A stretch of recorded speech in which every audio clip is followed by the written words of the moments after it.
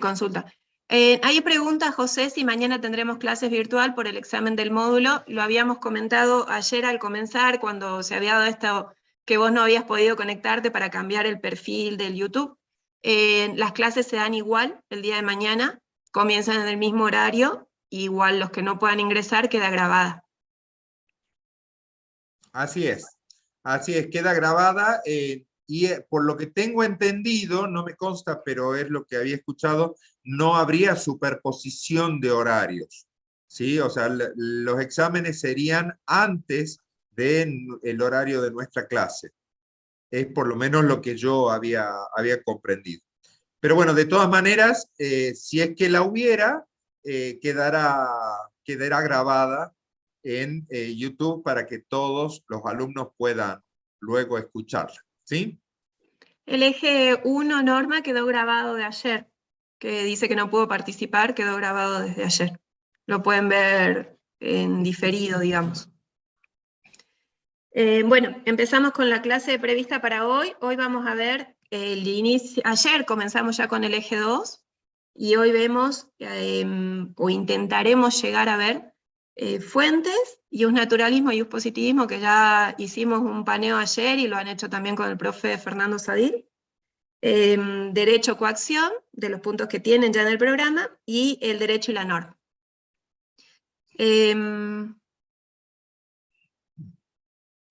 Clasificación y fuentes formales, bueno, estoy leyendo, sí.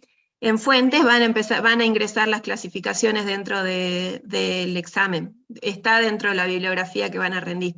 Si empezamos con la clase, a lo mejor evacuamos las dudas que tengan de lo que han podido ir leyendo, si es que han podido acercarse ya al material. Bueno, con fuentes del derecho.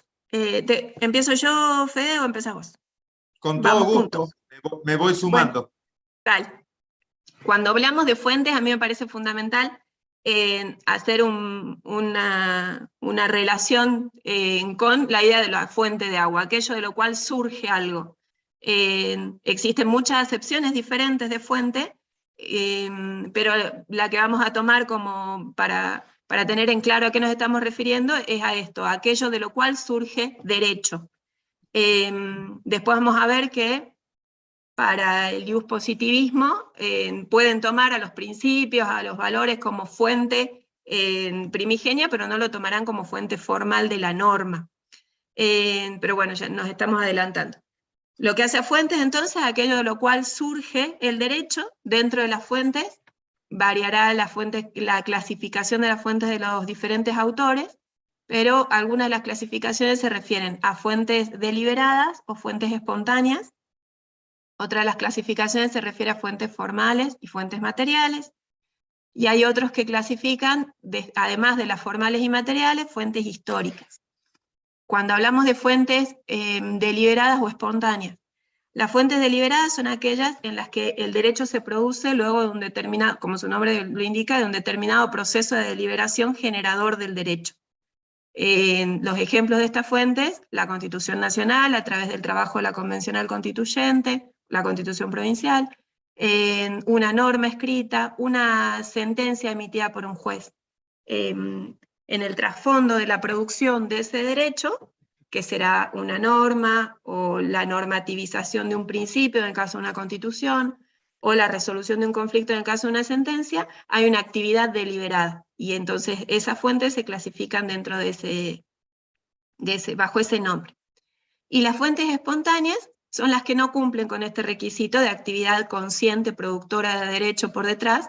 Si no ha habido una actividad deliberada de producción y surge la fuente. Sería, por ejemplo, el caso de la costumbre, que es la repetición constante por parte de los miembros de una sociedad de una determinada conducta, con la idea de que es obligatoria.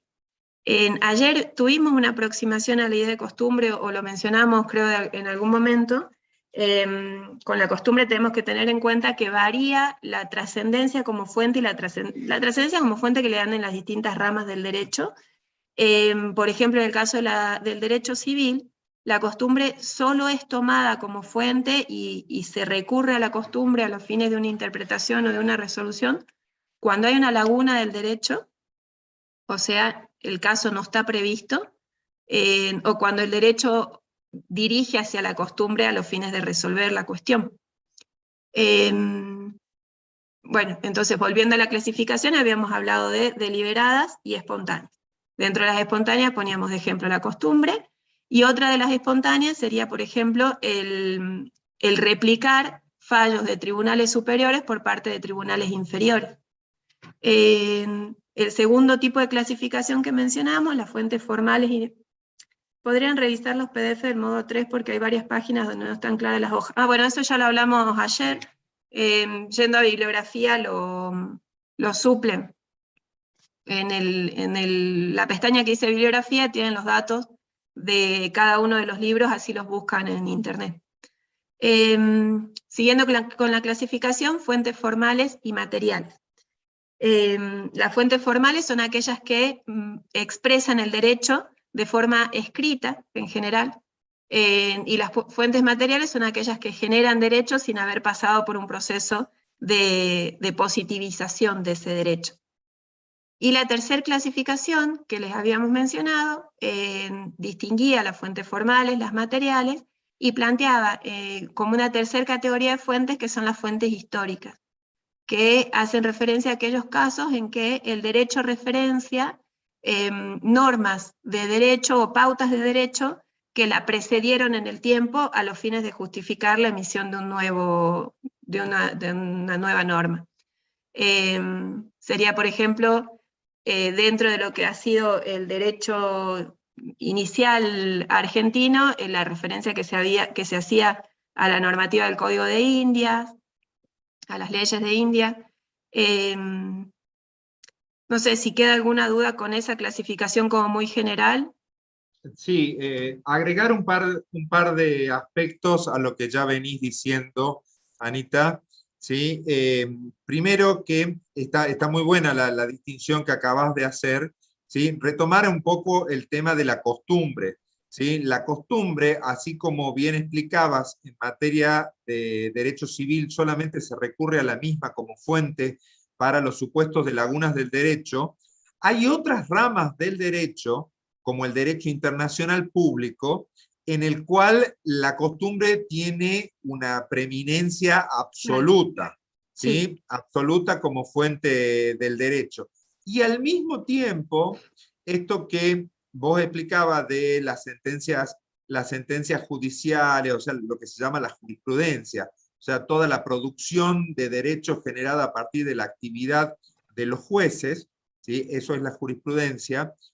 Hay sistemas, que ese es el tema que viene a continuación justamente, hay sistemas en los cuales tienen mayor o menor preeminencia las decisiones de los jueces, ¿no? O sea, esta clasificación de fuentes que acabas de desarrollar muy bien, ¿sí? De alguna manera complementa o se aplica para todos los sistemas de derecho que vamos a estudiar, no solo para el sistema continental, que es nuestra forma de organización jurídica, sino también para el sistema del common law, que es lo que vamos a ver ahora enseguida. Simplemente agregar un par de cositas más.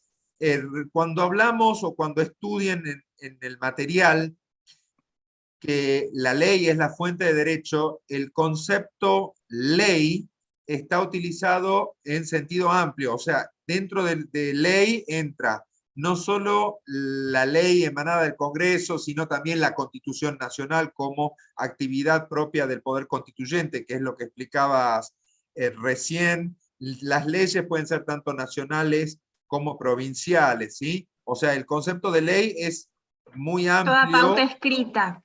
Exactamente. O sea, toda pauta escrita debe ser considerada dentro del concepto de ley como fuente del derecho cuando los alumnos vayan al material. ¿Sí? Y por último, si te parece, para cerrar el tema de fuentes, es importante destacar que en la clasificación que alude a las fuentes formales y las fuentes materiales, ¿sí? El concepto de fuente material es muy amplio, de manera tal que entre las partes que celebraron un contrato cualquiera, ¿sí? Supongamos un contrato de sociedad, las normas establecidas y las cláusulas dentro de ese contrato constituyen fuente material de derecho entre las partes que han participado en ese contrato. ¿Sí? Lo mismo puede ocurrir, por ejemplo, cuando me asocio a un club, supongamos al Club Gimnasia, el hecho de asociarme al Club Gimnasia de Esgrima de Jujuy, ¿sí? Importa la aceptación de su estatuto social, todas las reglas que hacen a la convivencia y al manejo de la institución. Bueno, esas normas, esas reglas, ese estatuto también constituyen en la relación entre los socios fuente material del derecho. Lo mismo puede ser con el reglamento de un consorcio, en el caso de un edificio. O sea, dejar bien aclarado que cuando hablo de fuente material es cualquier lugar o cualquier medio de donde emane normas para quienes participan o entienden en esa relación jurídica. ¿Sí? No sé si se entiende la idea. Sí, sí, creo que sí. Como para, de nuevo, completar, más allá de la clasificación, va a variar lo que las distintas ramas del derecho, como bien decía Fede, consideran fuente, y va a variar la preeminencia que le dan a las respectivas fuentes. Así que este es un tema que van a repetir cuando aborden cada una de las ramas a lo largo de la carrera.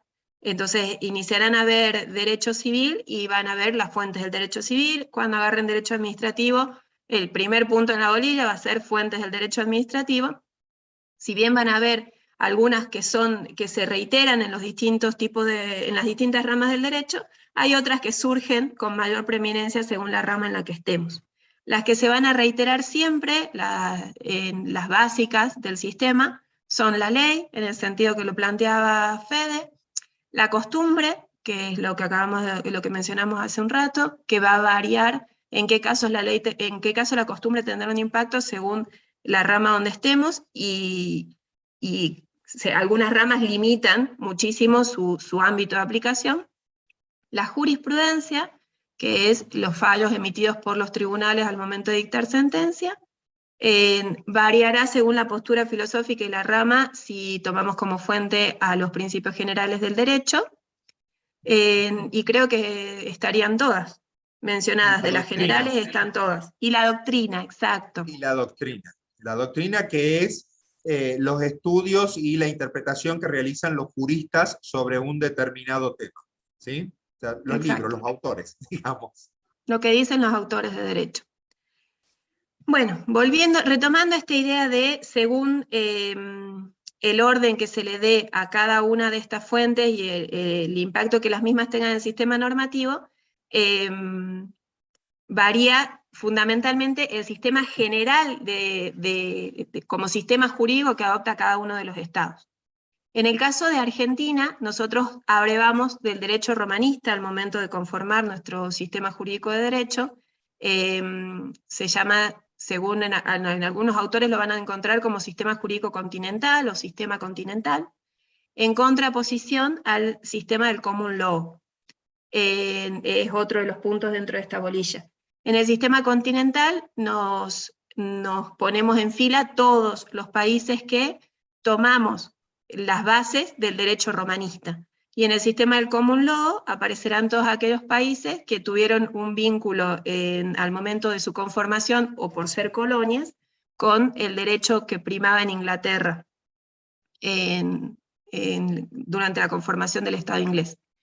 El sistema romanista es fundamental a los fines de entender nuestro derecho, a los fines de abordar el estudio del derecho dentro del sistema jurídico argentino y de todo el sistema jurídico continental, al punto de que ayer cuando mencionábamos algunas palabras en latín, bueno, provienen de ahí, y mucha de nuestra clasificación en ramas proviene de ahí.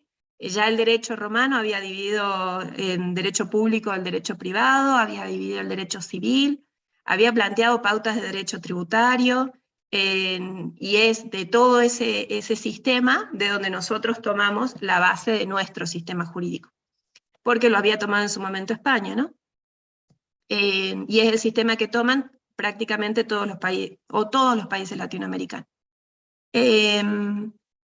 En este sistema es fundamental la codificación. O sea, si bien al comienzo la forma de generar normas dentro del Imperio Romano era a través de las sentencias que emitían los pretores, por eso ayer también hablamos en algún momento de creación pretoriana, que es cuando las resoluciones de las cuestiones se dan a partir de la intervención de aquel sujeto que era designado magíster o juez en los distintos pueblos que componían el Imperio Romano. Vayámonos a aquella época, a las distancias respecto a los lugares centrales.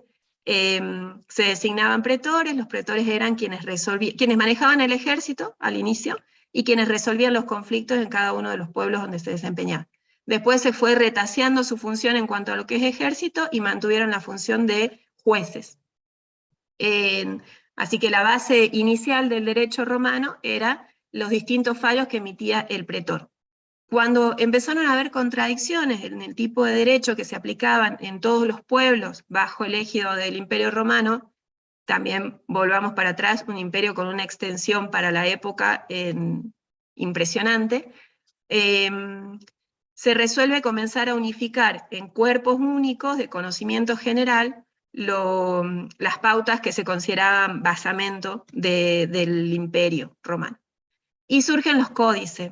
Primero la ley de las 12 tablas, y después se empiezan a ampliar, y terminamos con los códices, y del que nosotros abrevamos mayormente es el Código Justiniano. Y a partir de ese... Corpus Juris Civilis, que se llamaba. Exacto. Bien. Igual no es, si recordás, Fede, no es el primero que estudiamos, porque hablamos del Código de Hammurabi, cuando empezamos a estudiar, y el de Mesopotamia. Tenés muchos intentos de codificación anterior, tanto dentro como fuera de Roma, ¿sí? Sí. Dentro de lo que es el Imperio Romano, tenés el Breviario de Alarico, en fin, digamos, y lo que vos hablabas reciente, el Código de Hammurabi, eso es de la zona de la Mesopotamia. De la Mesopotamia, sí. Tal cual. Es un código escrito, ahí hacemos un paréntesis, es un código escrito sobre una piedra, que actualmente está en el Museo del Louvre, y tiene alrededor de 300 normas, muy de, si tu esclavo roba, cortará su mano, y así como, con pautas bastante tajantes. Muy de la época, ¿no? Muy de la época, sí. Sí, así es. Bueno, entonces, de aquella intención de ir codificando, es de donde nosotros también tomamos la idea de codificar las normas, agrupando en forma sistemática, en esta idea de sistema que hablábamos ayer, que es ordenado y con determinada correlación, las principales materias o las principales ramas que hacen en nuestro derecho. No todas las ramas de nuestro derecho están codificadas. A veces eso genera críticas en cuanto a si es necesario o no codificar, ahí hay posturas a favor de la codificación en cuanto organizan y facilitan el acceso al conocimiento integral de la norma, y sobre todo de la norma vigente en un momento y en un lugar determinado, que sería aquella que es aplicable porque está en funcionamiento, digamos.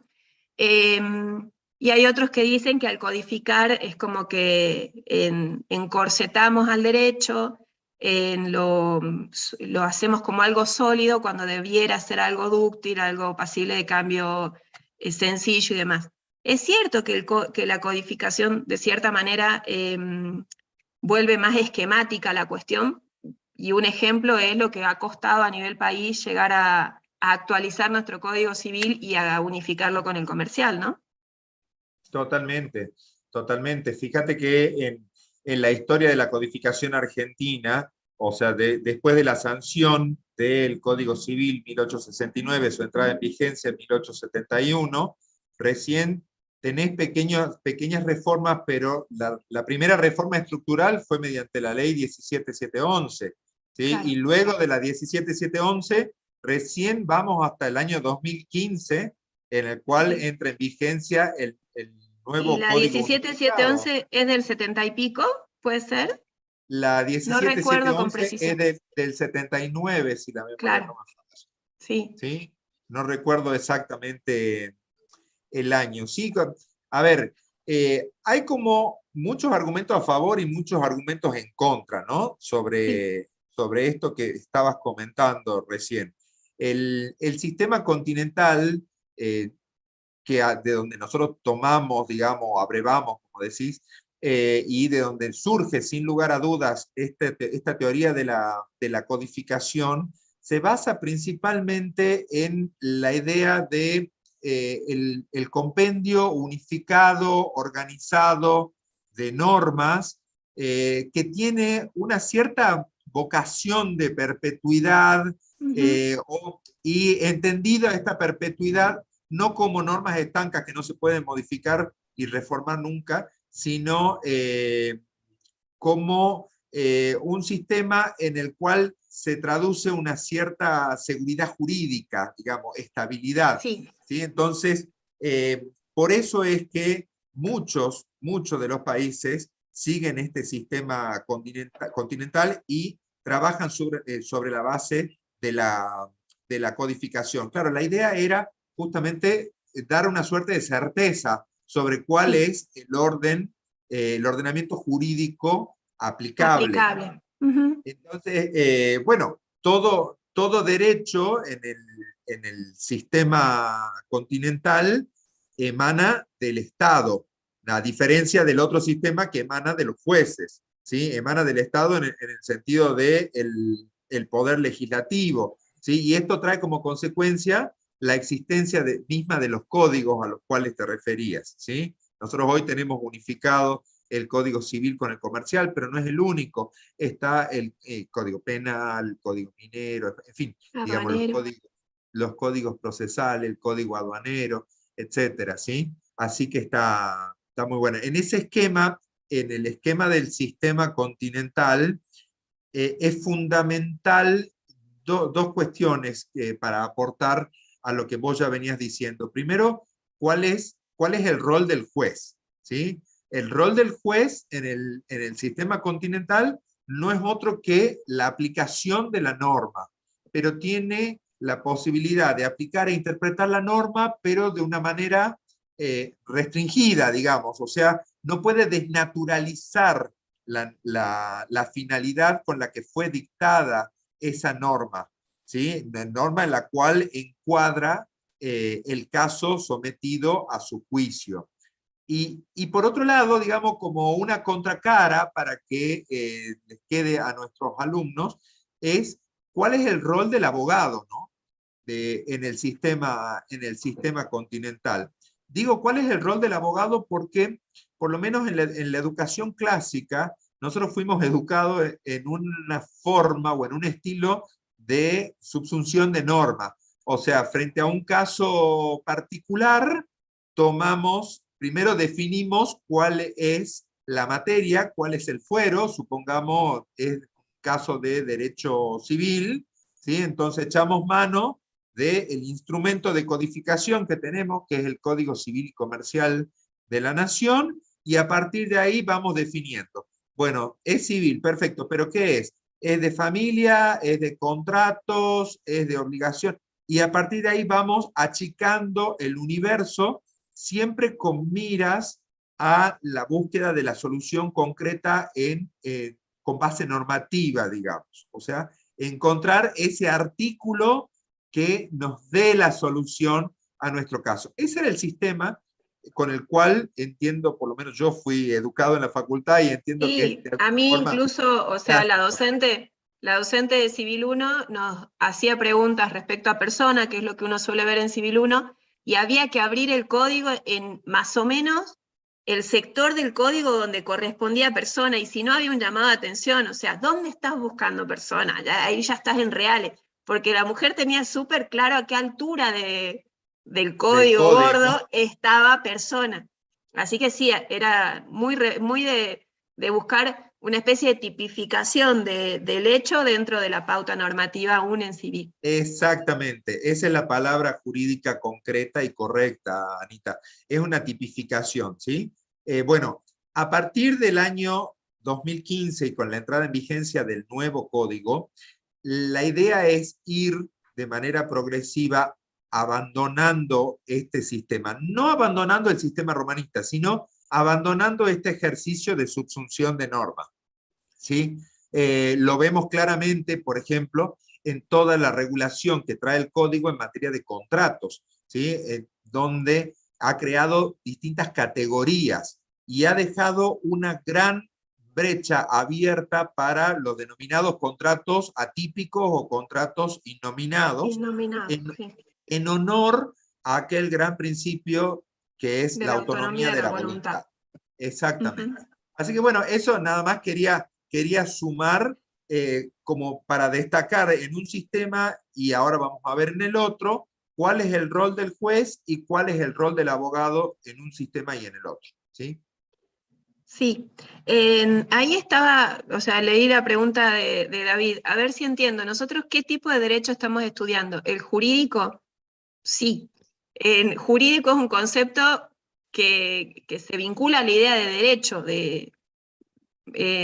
no es que sea un sistema de derecho, sino vincular los términos como, como como que uno contempla al otro, como que en determinados momentos en que nosotros los hablamos los podemos tratar como sinónimos, pero no es un sistema de derecho. Nosotros a lo que nos referíamos recién es el sistema jurídico continental, a lo mejor ahí va su pregunta, en contraposición al sistema jurídico del common law.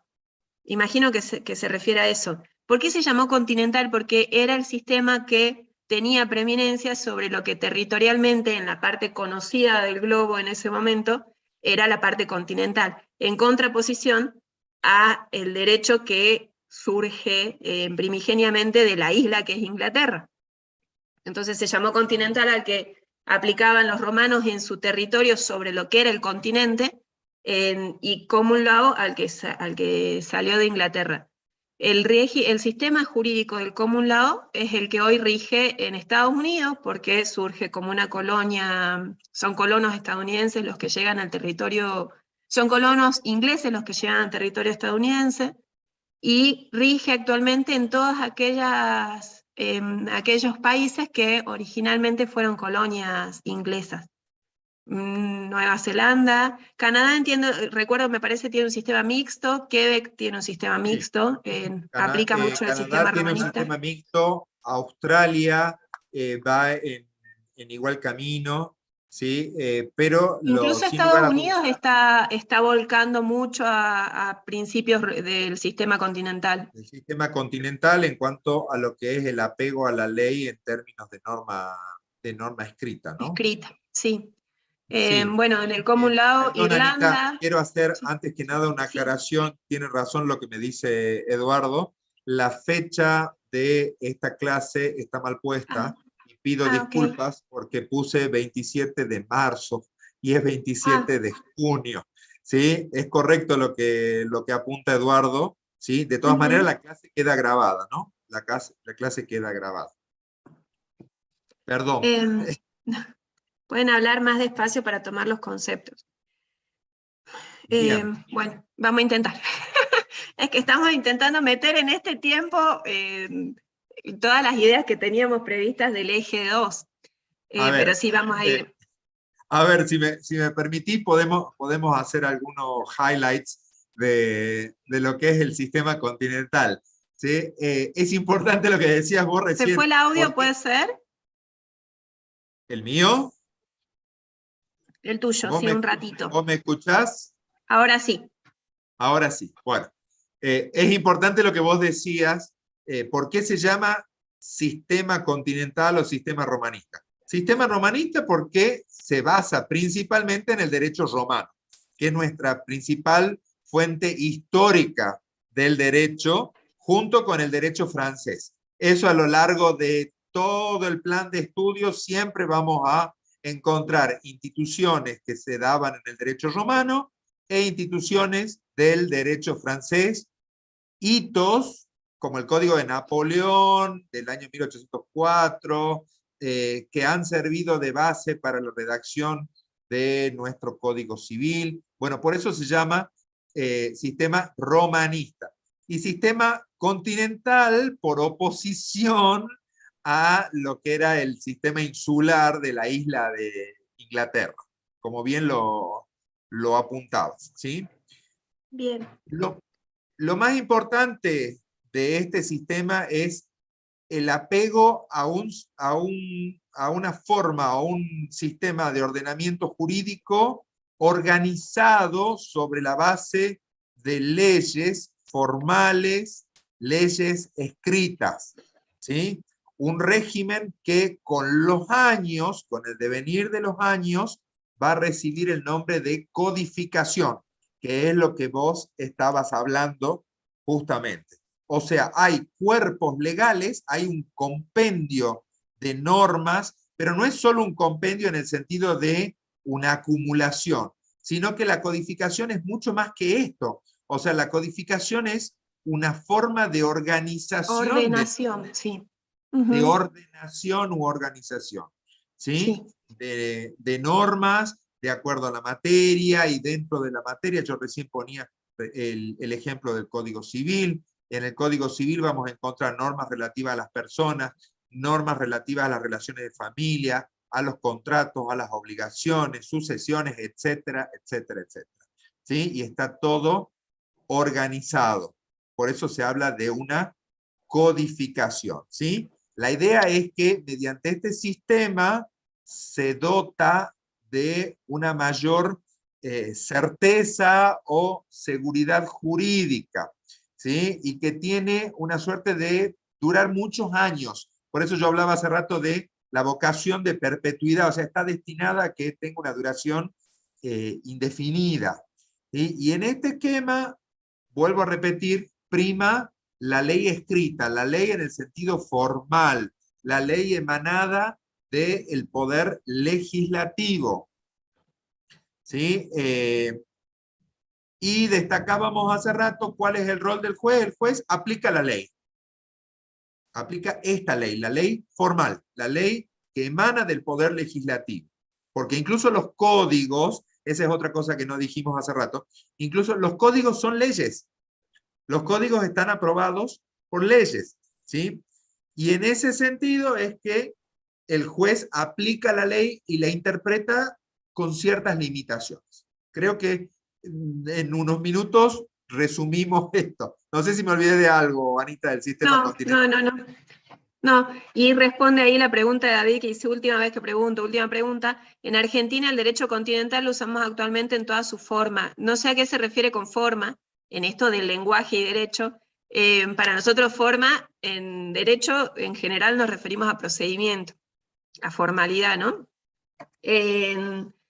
Pero sí, dentro de Argentina rige el derecho continental en contraposición al derecho del common law, que era el otro que mencionábamos, que es el que rige en los países que surgen o que fueron colonizados por Inglaterra.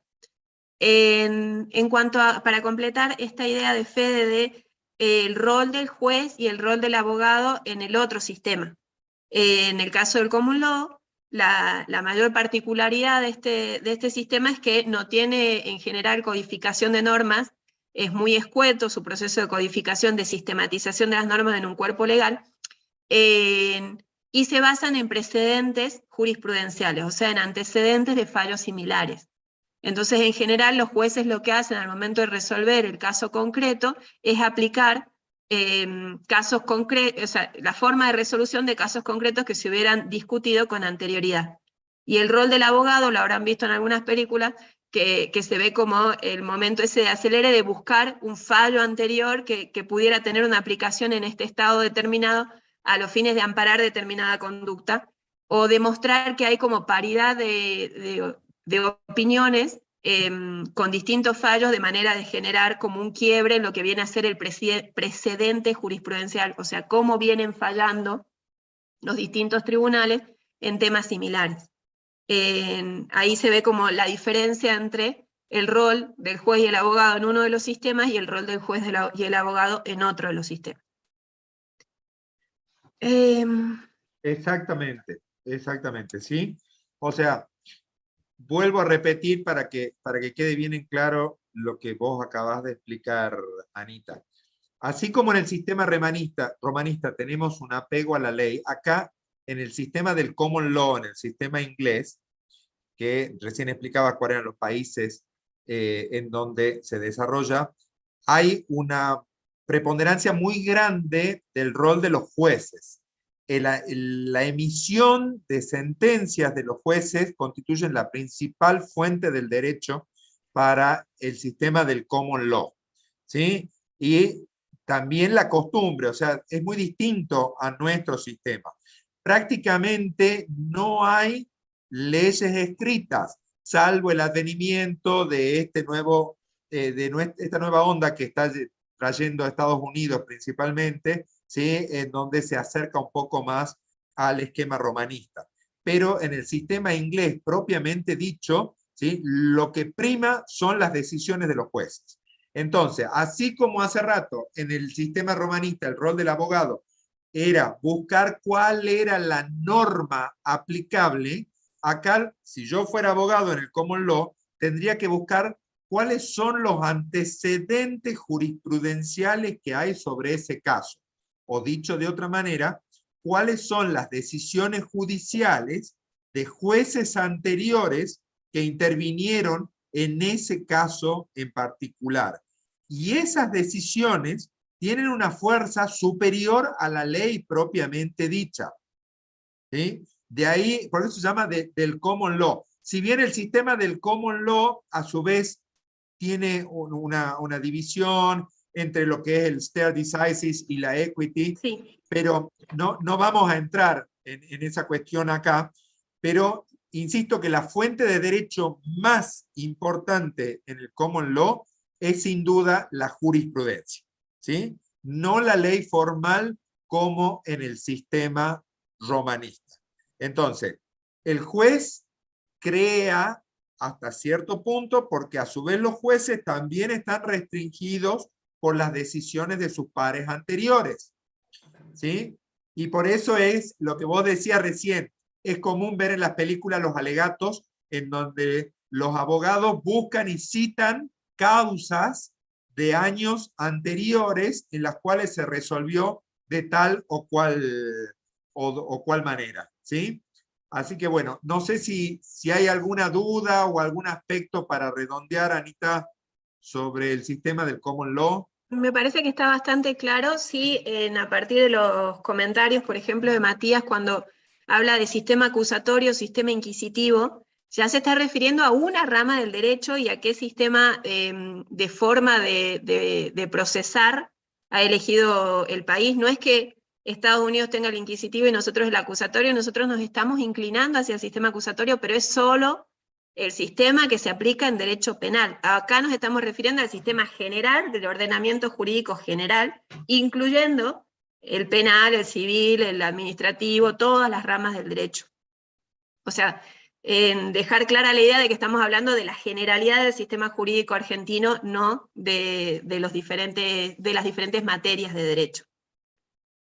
¿Sí? Y acá Elena dice, ¿serían 3 sistemas en definitiva? No, son No, 2 dos. sistemas. El sistema continental romanista y el sistema del common law. Hay otros, ¿no? No son los únicos. O sea, son los 2 que vamos a ver nosotros.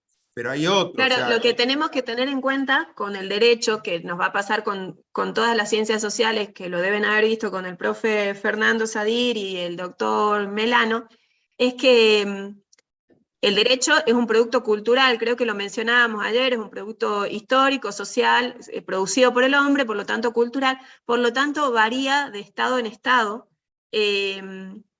y hay una amplitud de aristas dentro de cada sistema jurídico, como hay una amplitud de particularidades culturales, históricas, sociales en los diferentes países. Sí, no son solamente los 2 que existen en todo el mundo, son los 2 que solemos contraponer. Tal cual, sí, acá mencionaban, Gabriel mencionaba el sistema musulmán. Efectivamente, es otro sistema muy distinto a los que acabamos de hablar, pero bueno, por cuestiones de tiempo excede, digamos, a las previsiones de esta clase y del material de estudio que hemos separado, ¿sí? Pero bueno, creo que ha quedado claro. Silvia dice, ¿se puede utilizar la jurisprudencia del common law? En nuestro sistema no podemos citar jurisprudencia del common law, ¿sí? Nosotros podemos citar en favor de nuestras pretensiones en cada caso en particular vamos a poder citar jurisprudencia de tribunales, sean locales o federales, y principalmente jurisprudencia de la Corte Suprema, que es el máximo tribunal de la República Argentina. De la Corte Interamericana también.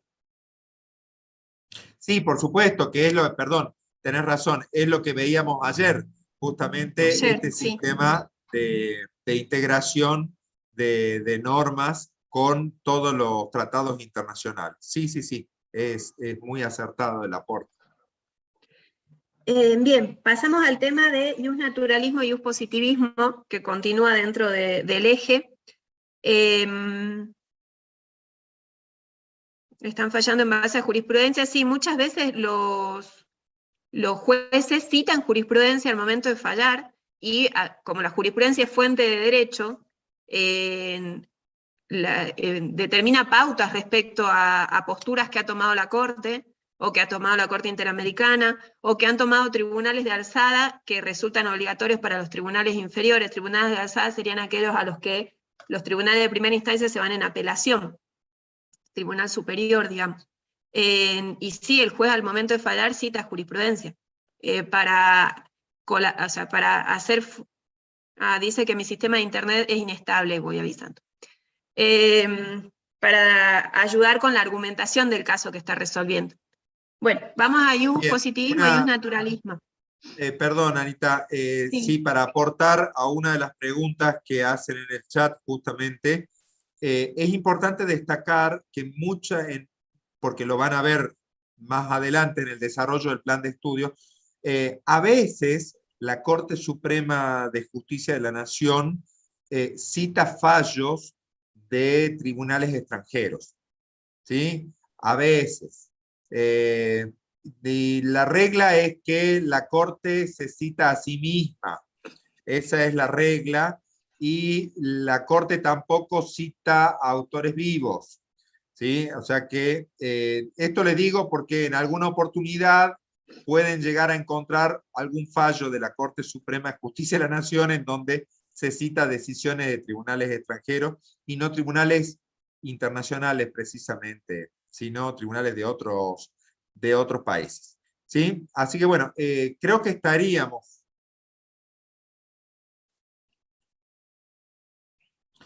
Bien. Vayamos a iuspositivismo y iusnaturalismo, que lo han visto ya en ciencias sociales, en el módulo de ciencias sociales, lo están estudiando en profundidad para mañana. Noten esto, por ejemplo, en esta idea de cómo usamos el latín y cómo ha influenciado. Ius, cuando contraponemos al positivismo de las ciencias sociales el iusnaturalismo, se están refiriendo básicamente al derecho natural. Ius es derecho. Repasemos más o menos lo que hemos dicho ayer y lo que han visto con Fede, con Fernando. El positivismo se basa en la idea de que el derecho se circunscribe a la norma escrita en forma formal, la norma escrita vigente, puede reconocer en algunos casos a los principios generales del derecho como fuente de esta norma escrita, pero no como derecho positivo, y considera esto: limitamos la idea de derecho al derecho positivo, o sea, aquel emitido mediante norma vigente en un estado determinado. Y desconoce las ideas de principios generales de derecho, de pautas morales y demás.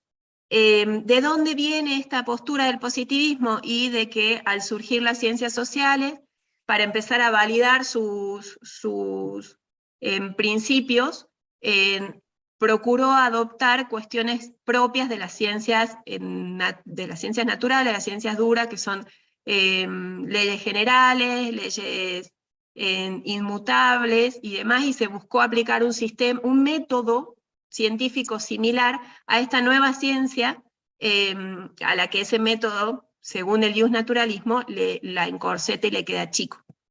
Al sistema positivista, que fue un sistema que primó dentro del derecho por muchos años, se le contrapone el iusnaturalismo o el sistema del derecho natural. Ahí creo que es importante, que lo hablábamos cuando preparábamos las clases, Fede, esto de que no vinculen uno u otro como vigente en un momento determinado del devenir del derecho, sino que a lo largo de los años han ido habiendo contraposiciones entre los doctrinarios, entre quienes estudian el derecho y hacen de la ciencia del derecho un objeto de estudio constante, se han ido contraponiendo las ideas que abrevaban más del naturalismo, de los principios, y las ideas positivistas que se iban al dogma, a la seguridad de la norma escrita formal. Dentro de las ideas naturalistas, la principal diferencia con el positivismo es justamente referenciar la vigencia dentro de lo que es derecho, no solo de la norma, a la que le incluye obviamente la norma escrita positiva o la ley, sino de los principios generales del derecho, aquellos principios que se considera que, si bien mutan de sociedad en sociedad, son inherentes al ser humano, los valores, justicia, equidad, paz, igualdad, y se las considera en igualdad de posiciones respecto de la norma formal escrita emitida por un poder constituido y demás. ¿Puede repetir lo de positivismo? Sí. ¿Cuál parte? ¿Cuál parte? A ver. ¿Qué parte? Yo les había preparado, a ver si sale el compartir la imagen, Fede. Les había preparado en la bibliografía que tienen subida al módulo, como para ver de manera patente la idea de naturalismo confrontado al positivismo, a la norma emanada de la autoridad vigente en ese momento. Todos los autores naturalistas referencian un texto en griego, una obra de teatro griega de Sófocles, que se llama Antígona, y en el texto del módulo 3, en la bibliografía del módulo 3, tienen relatada básicamente la obra de Antígona, pero si puedo compartírselas, hay un video de 8 minutos, como para que lo veamos más en concreto, como actuado, y a lo mejor les va quedando más clarito. A ver si sale. Me parece buenísimo, Anita.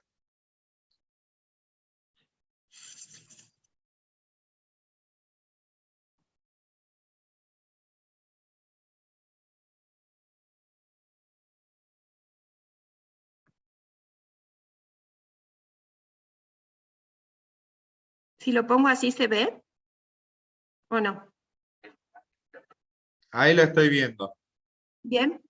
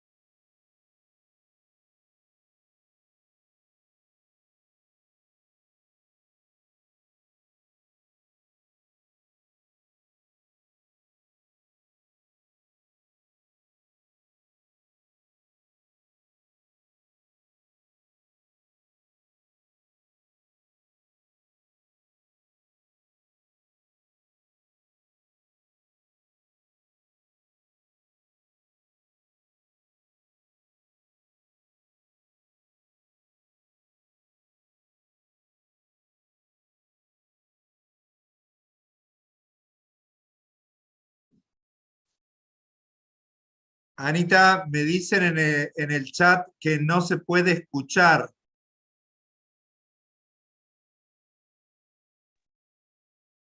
Ahí.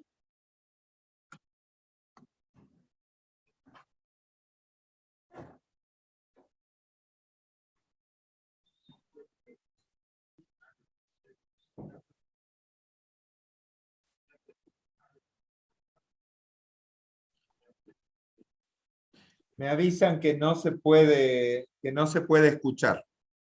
Ninguno escucha. Vos tampoco. No, yo tampoco, pero porque yo tengo silenciado la notebook. Pero por la PC, que tengo acá a la derecha, en el otro chat, no se escucha tampoco. Bueno, en todo caso, dejo de compartir.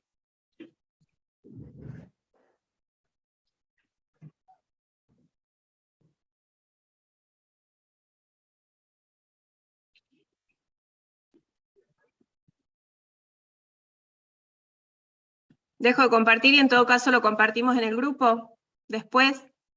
Sí. Si ¿Sí? no, habría que reactivar el audio en YouTube. No, Por no eso, importa, lo compartimos después en el grupo, se los puedo explicar cortito. perfecto. Después lo buscan. Vamos, yo me sumo a la historia de Antígona.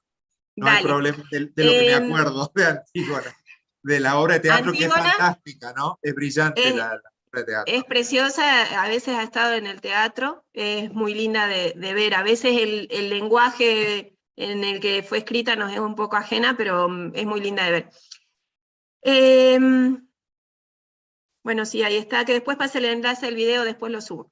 ¿Qué intenta reflejar la obra de teatro de Antígona escrita por Sófocles?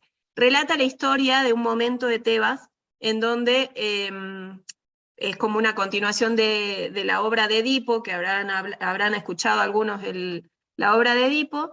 Estamos en una etapa histórica donde ya están los hijos de Edipo luchando por quién ocupa el trono. Se produce un enfrentamiento entre quienes defienden el trono de Tebas para uno de los hermanos y quienes con el otro hermano, con un ejército conformado, busca ocupar ese trono. Los dos hermanos se enfrentan finalmente en un duelo personal, uno contra otro, y se matan entre sí. Ambos mueren.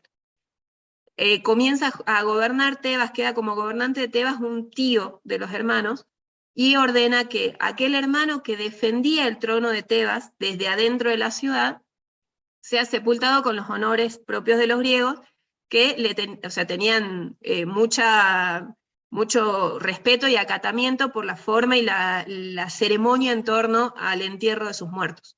Y que el otro hermano, el que había entrado desde afuera de las murallas a intentar hacerse con el trono, el cuerpo del otro hermano sea dejado en la tierra, no sea sepultado y sea de este modo castigado tanto en el presente como en su viaje hacia el otro mundo, sin darle un entierro conforme a las ceremonias que corresponden. Tal cual, porque se pensaba que el alma iba a vagar eternamente si es que no se cumplía con el culto a los muertos, ¿sí? Con la sepultura correcta. Entonces era un verdadero castigo que se le daba, aun cuando el otro hermano algo de razón tenía, digamos, en pretender invadir, pero bueno, no nos vamos a meter en detalle. Ya es como ir a lo fino. Tal cual.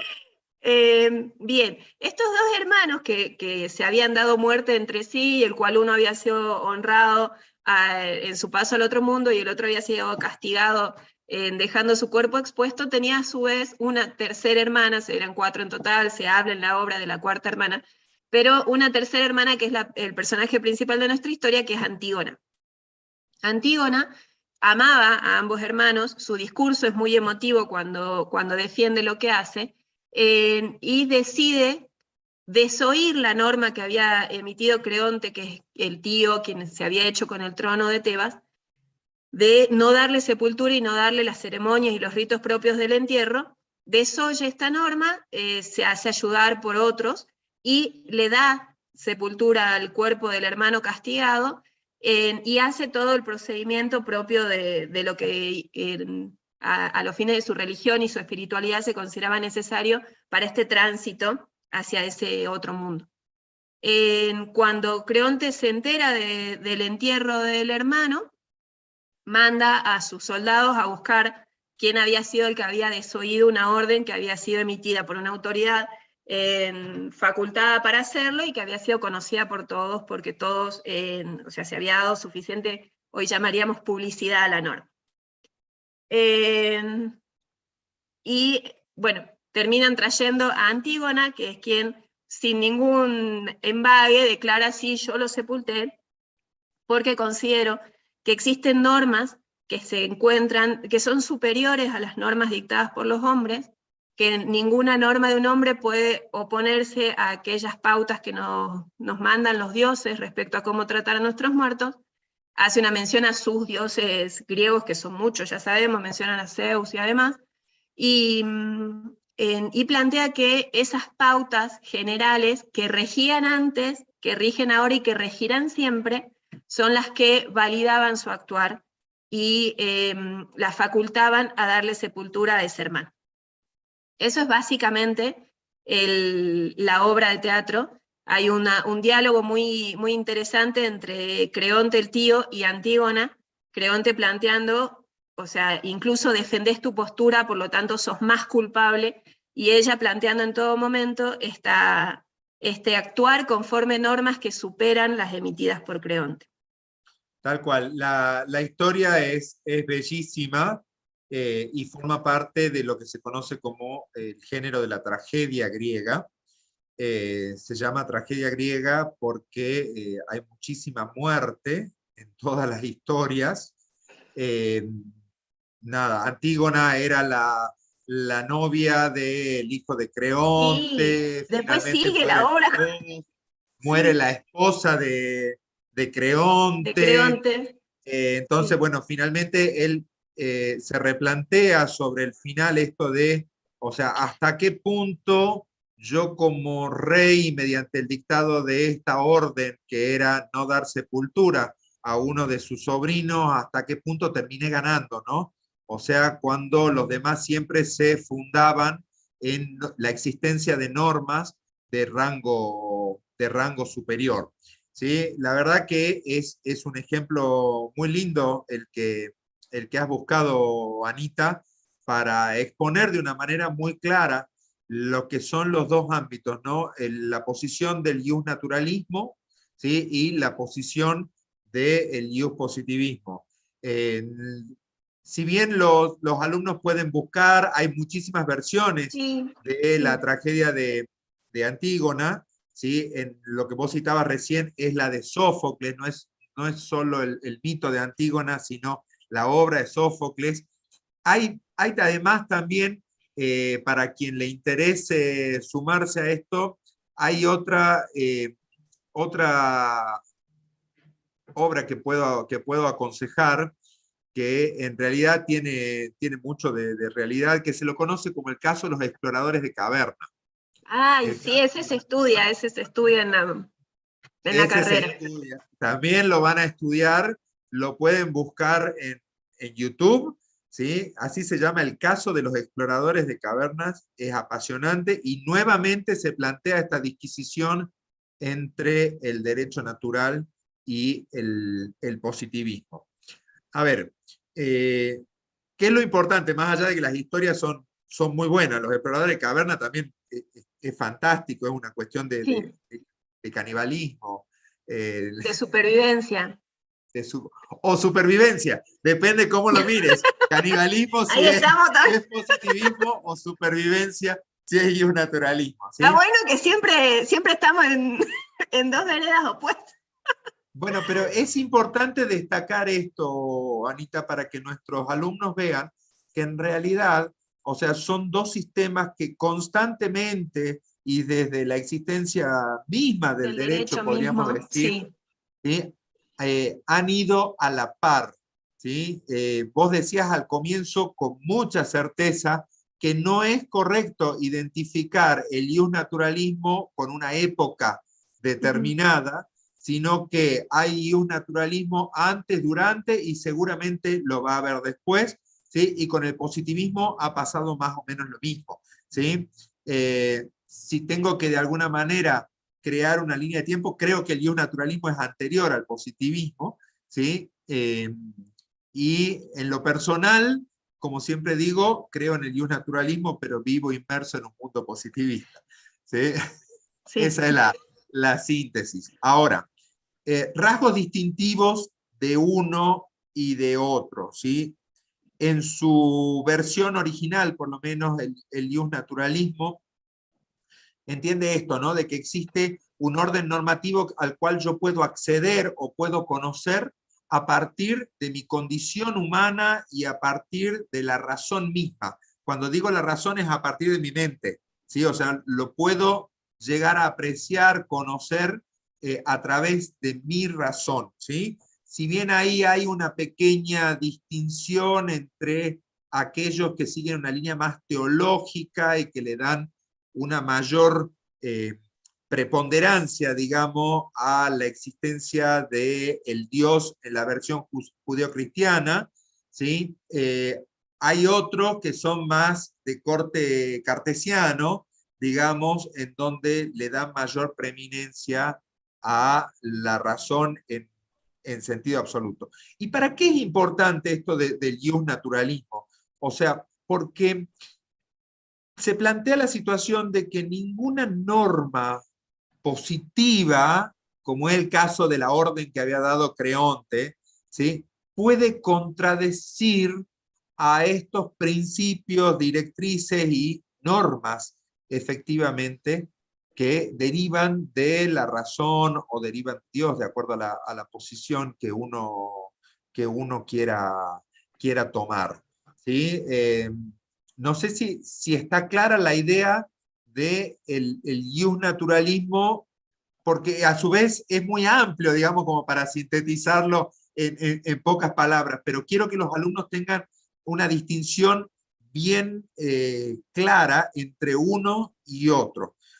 Por otra parte, el positivismo hay un apego a la norma escrita, ¿sí? Un apego a la norma escrita, de manera tal que la justicia... Ahí a lo mejor la forma de dejarlo claro es hablar del dogma.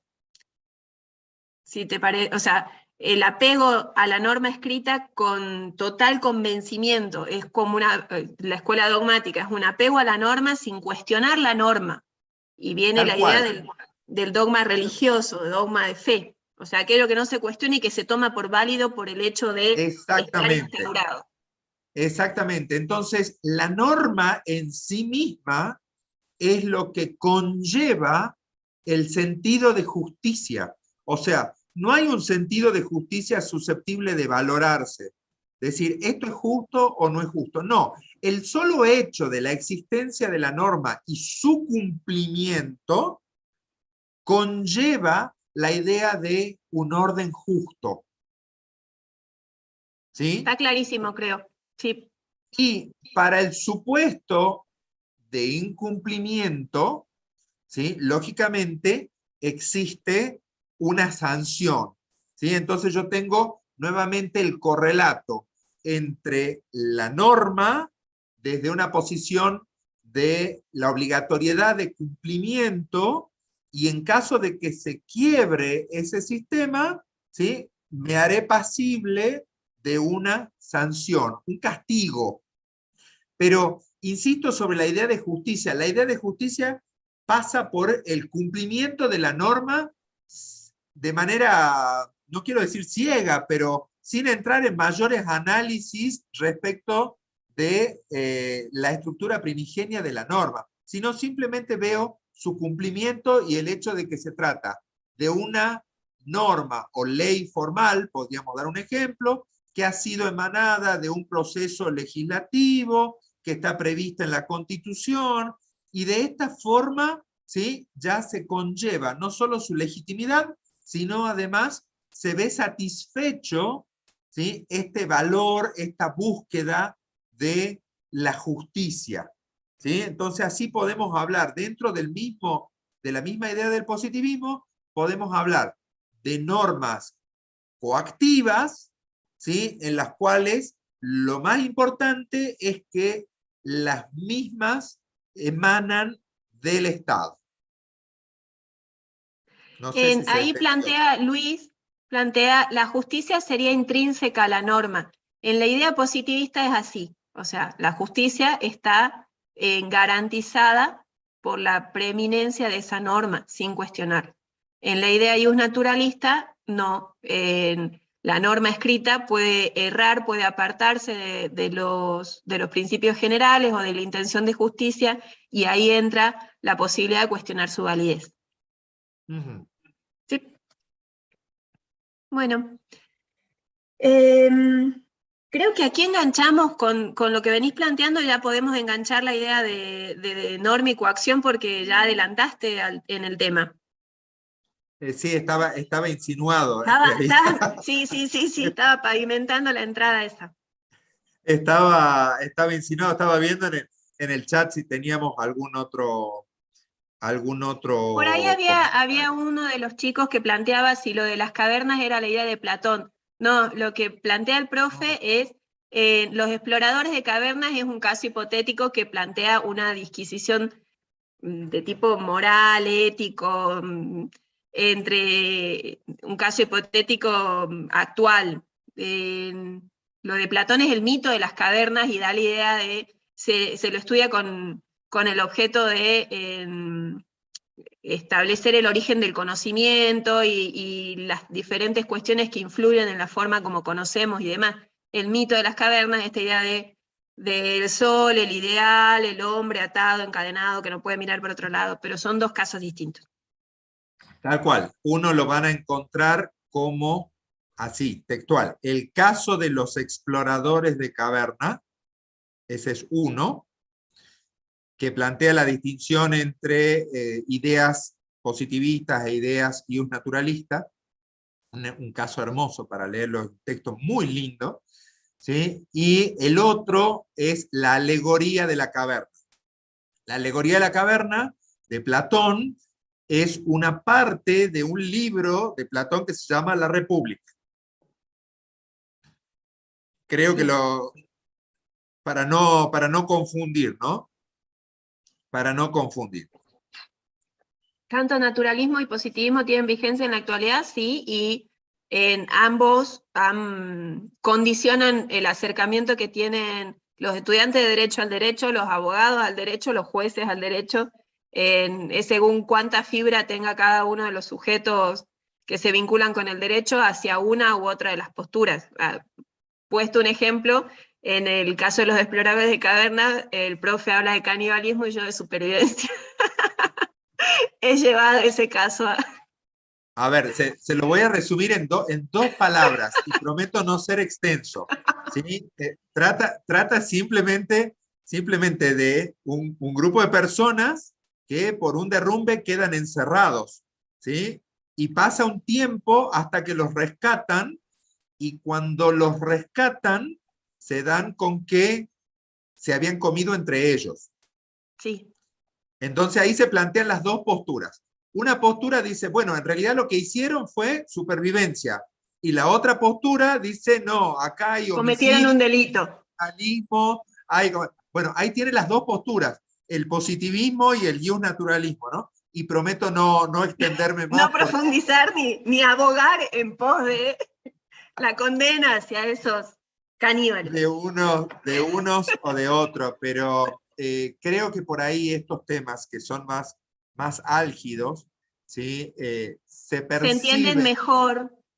a partir de Sí. un texto como el de Antígona, a partir de los exploradores de caverna, en fin, ¿sí? Para que los alumnos lo puedan ver. Sí, Eli plantea, dice, es un caso similar a la tragedia de los jugadores de rugby. Efectivamente, sí. Es algo muy parecido, ¿sí? Muy parecido. Bueno, Anita, estamos entonces con este pequeñísimo repaso de naturalismo y positivismo. Si te parece, porque algo ya habíamos hablado ayer de derecho y Derecho y coacción, coacción.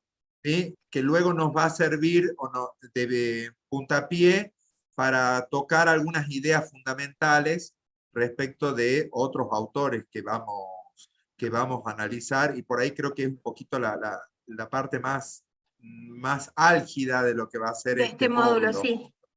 ¿Sí? Sí. Bien. Vamos entonces con el otro tema.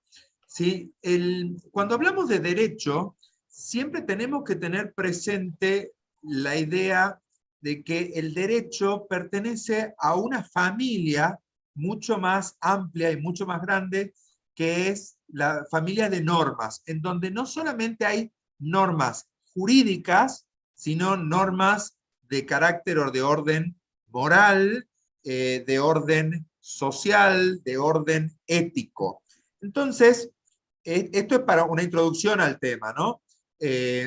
Entonces, una de las cuestiones que nosotros vamos a tratar de discernir en este módulo, ¿sí? Es qué es lo que diferencia a un conjunto de normas de otro conjunto de normas. O mejor dicho, qué es lo que caracteriza específicamente a las normas jurídicas. ¿Sí? Y así vamos a tomar o vamos a estudiar el primer concepto dentro de este intento de diferenciación, que es la coercibilidad. La coercibilidad es la posibilidad de utilizar la fuerza. Repárese que yo estoy hablando de una posibilidad, una potestad, una facultad, para decir, si bien no son técnicamente sinónimos, pero estamos utilizando estos términos a los fines de un mejor entendimiento y comprensión por parte de nuestros alumnos. ¿Sí? La coercibilidad, Cecilia nos dice, caracterizaría la coactividad. No, justamente lo que quiero distinguir es la diferencia entre la coercibilidad y la coactividad. ¿Sí? La coercibilidad importa la posibilidad del uso de la fuerza. Mientras que cuando yo hablo de coacción o coactividad, ya estoy hablando del uso efectivo de esa fuerza. Ya no está en potencia, sino que está en acto, diría Santo Tomás. Entonces, estoy hablando de un uso efectivo de la fuerza.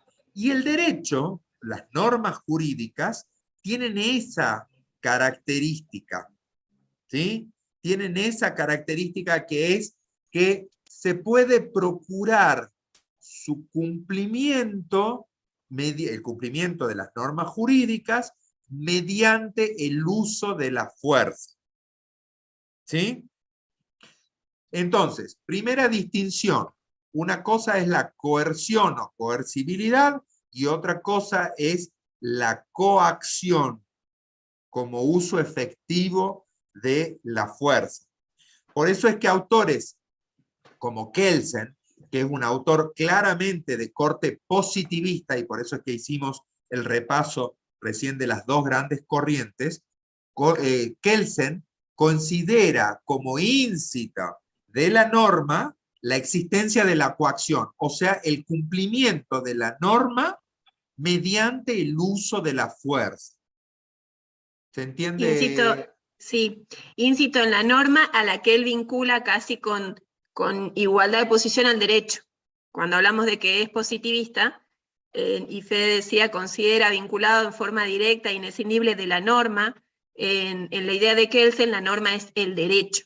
En la idea de otros autores jurídicos más orientados al neonaturalismo, la norma es uno de los elementos del derecho. Así es, efectivamente. Y ahí nace una nueva distinción, que es, que justamente están comentando en el chat, es el ser y el deber ser de la norma. ¿Sí? El deber ser es el supuesto contemplado, el supuesto íncito en la norma, es el hipotético dentro de la norma. Mientras el ser de la norma es el cumplimiento efectivo de la misma. Es cómo se da, cómo se verifica en la realidad.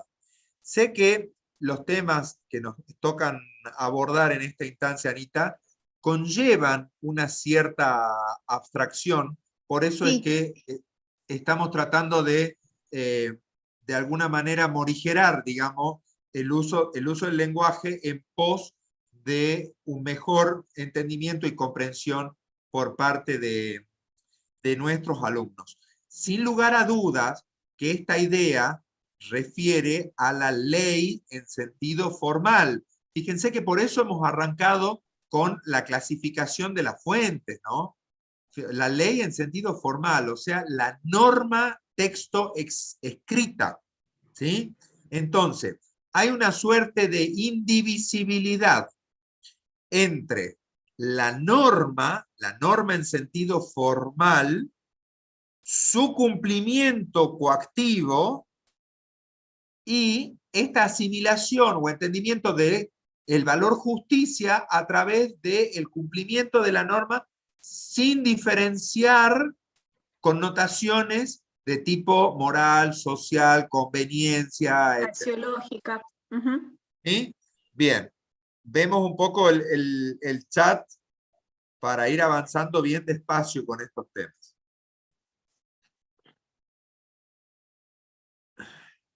Dice, no entiendo la coerción, dice Juan, no entiendo la coerción de la ley en el caso de la Segunda segunda. ausencia.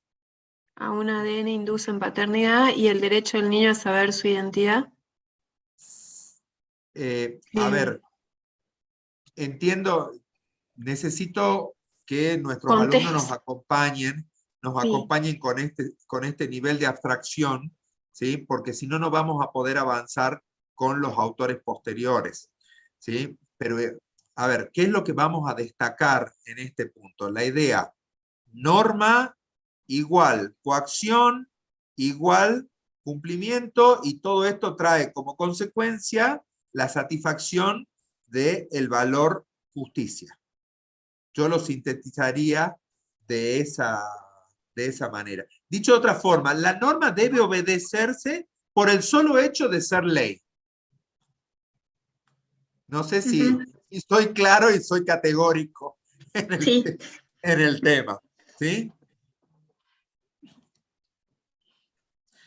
Bien. Derecho es un conjunto de normas coercibles que rigen la conducta humana en En su la interferencia intersubjetiva, sí. intersubjetiva. ¿Sí? Bien. Bueno. Entiendo de que se comprendió. Buenísimo. Sí. Muchas gracias, Franco. ¿Sí? Verónica, lo mismo. Muchas gracias. Bien. Entonces vamos a avanzar. Vamos a avanzar sobre este concepto porque algo ya habíamos dicho ayer y también cuando nos referimos hace unos minutos al positivismo. ¿Sí? Una de las cuestiones que más se ha discutido en esto es qué es lo que hace que se cumpla o por qué se cumple el derecho. ¿Por qué se cumple el derecho? ¿Sí? Y así vamos a tomar, no todos los autores, vamos a destacar algunos hitos, digamos, dentro de la ciencia del derecho, ¿sí? Y vamos a arrancar con un autor que se llama John Austin. Austin se escribe. John Austin. ¿Sí? Entonces, uno de los que se plantea esta cuestión de por qué se cumple el derecho es John Austin. ¿Sí? John Austin, si bien fue uno de los precursores de la línea positivista, dentro de lo que es el positivismo, se lo van a encontrar como el imperativismo. Imperativismo. ¿Sí? Y se ha dado, dentro de la literatura de la ciencia jurídica, se ha dado una suerte de paralelismo entre la posición de Austin con la posición de Hart. ¿Sí? Ustedes, los alumnos, la van a tener planteada en el material a través de algunos capítulos que hemos subido de la obra de Hart del concepto de derecho. Del concepto de derecho. Voy a tratar de ser lo más claro. ¿Sí? Partimos de la visión austiniana. ¿Por qué se cumple el derecho? ¿Qué es lo que hace que el derecho se cumpla? ¿Sí? Austin lo soluciona muy sencillo. Dice, el derecho se cumple por miedo a la sanción. ¿Sí? El derecho se cumple porque O sea, yo no mato a otra persona por miedo a que me priven de la libertad, más allá de que muchas veces tengo ganas de matar a otra persona. Por favor, insisto, porque estas clases están grabadas, estamos manejando un nivel de abstracción hipotético en un estudio de la ciencia del derecho. ¿Sí? O, no tan extremo el ejemplo, yo pago mis impuestos porque sé que si no pago mis impuestos me van a ejecutar y van a procurar su cobro por vía judicial. Y en algunos regímenes jurídicos, tanto actuales como de otras épocas, incluso puede existir lo que se conoce como la prisión por deuda. Prisión por deuda, sí. ¿Sí? Que en el régimen argentino no existe, pero en otros países y en otras épocas sí existía. Entonces, ahí se da la explicación a este sistema de Austin, en el cual el cumplimiento de la norma es de carácter obligatorio, pero con un férreo convencimiento a que si no cumplo, voy a recibir una sanción. Por eso se habla del imperativismo, porque hay un imperativo categórico en el cumplimiento de la norma. ¿Se entiende esto? Sí. ¿Estamos hasta ahí? Siga, profe, te pone. Siga, profe. Así que te van siguiendo al pie de la letra. Bien. Bueno, ¿qué es lo que ocurre? ¿Regula la conducta humana? Sí, el derecho siempre regula el derecho, conducta. Sí. En Siempre cualquier regula sistema en el que conducta. estés, en cualquier postura que tengas, el fundamento del derecho es regular la conducta humana. Exactamente, exactamente. Bueno, entonces, ¿qué va a ocurrir? ¿Sí? Viene Hart y dice, analizando esta tesis que, insisto, la estoy resumiendo muchísimo solamente a los fines didácticos, nada más, ¿sí? Viene Hart y plantea una crítica a la posición de Austin. Si bien la posición de Austin significó un gran avance en su momento, Hart era un docente de la Universidad de Oxford, ¿sí? Hart entiende de que Austin estaba equivocado, porque no necesariamente el cumplimiento del derecho se daba por miedo a la sanción, ¿sí? Y para eso nos va a realizar una clasificación de las normas, ¿sí? Una clasificación de las normas.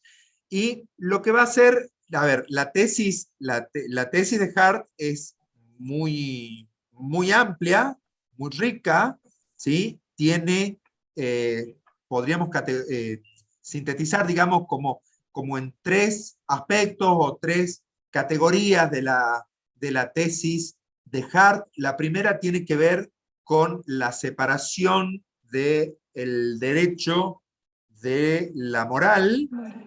Una segunda categoría o ámbito de estudio en el cual nos va a hablar de la tesis de las fuentes del derecho propiamente dicha, ¿sí? Y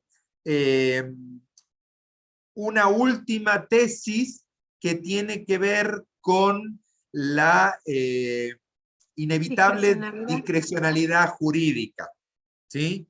¿Sí? Que luego va a servir para una futura crítica que la va a realizar el último de los autores que vamos a ver, y que no sé si vamos a llegar al día de hoy, que es Ronald vamos Worth, a llegar.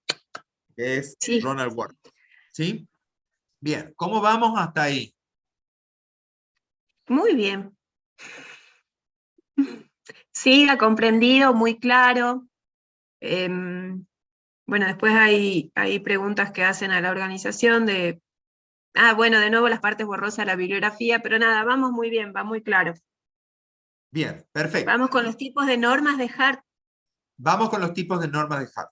Entonces Hart nos va a decir de que las normas primeramente se clasifican en dos grandes categorías, ¿sí? Una primera categoría que él le va a llamar las normas primarias. Las normas primarias, en las cuales voy a poner un ejemplo típico de el derecho penal, porque creo que es la mejor forma de entender las normas primarias, ¿sí? Es la tipología del derecho penal. Dice el derecho penal, el Código Penal dice, el que matare a otro, en el 79, dice, el que matare a otro trae como consecuencia una prisión, una sanción de prisión o reclusión de 8 a 25 años. ¿Sí? Entonces yo tengo el antecedente y el consecuente. Frente a la inconducta, o sea, aquella persona... Tengo el antecedente y el consecuente, la conducta y el castigo. Entonces, frente a la inconducta... Exactamente, está la conducta, que es el antecedente, y el consecuente, que es la pena privativa de libertad. Entonces, frente a la inconducta, se va a generar esta sanción, que es la privación de la libertad de aquella persona que haya caído en ese supuesto. Es importante esto que digo al último, ¿por qué? Porque luego nuestros alumnos No todo el que matare a otro. van a estudiar que ahí cuanto menos podemos hacer dos salvedades. La primera de ellas tiene que ver con que en algunos supuestos, por más que se dé la conducta prevista en la norma, no necesariamente va a tener la consecuencia, ¿sí? Que es lo que habitualmente le llamamos las causas de justificación, o de manera genérica se le denominan las causas de justificación, ¿sí? Y al mismo tiempo, yendo más en fino, y ya cuando estudien el derecho penal, van a tener la tesis finalista del derecho penal, ¿sí? En donde uno de los principales precursores a nivel nacional es el doctor Zaffaroni, en donde él mismo plantea, dice, bueno, en realidad, si yo tomo la norma en sentido abstracto, la persona que en el ejemplo atenta contra la vida de otra es la que está cumpliendo justamente la previsión o el antecedente dentro de ese esquema, ¿sí? Pero bueno, esto es simplemente para mencionárselos, ¿sí? De que no todos están enrolados en la misma línea de análisis, ¿sí? Entonces tenemos esas que son las normas primarias a las cuales refiere Hart.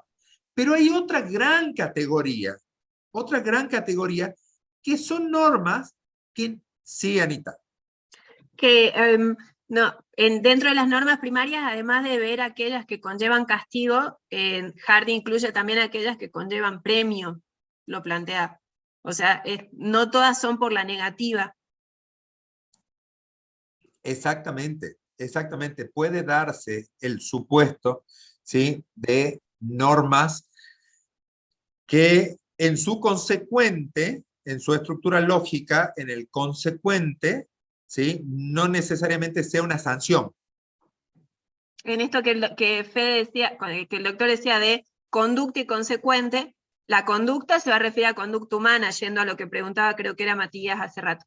Y el consecuente puede ser un consecuente negativo, que vendría a ser el castigo, o un consecuente positivo, que vendría a ser un beneficio ante determinada conducta. Uno de los ejemplos que podemos dar es, si pagamos a comienzos de año la patente del auto, hay una moratoria. Hay un descuento. Sí, eso exactamente. Podría...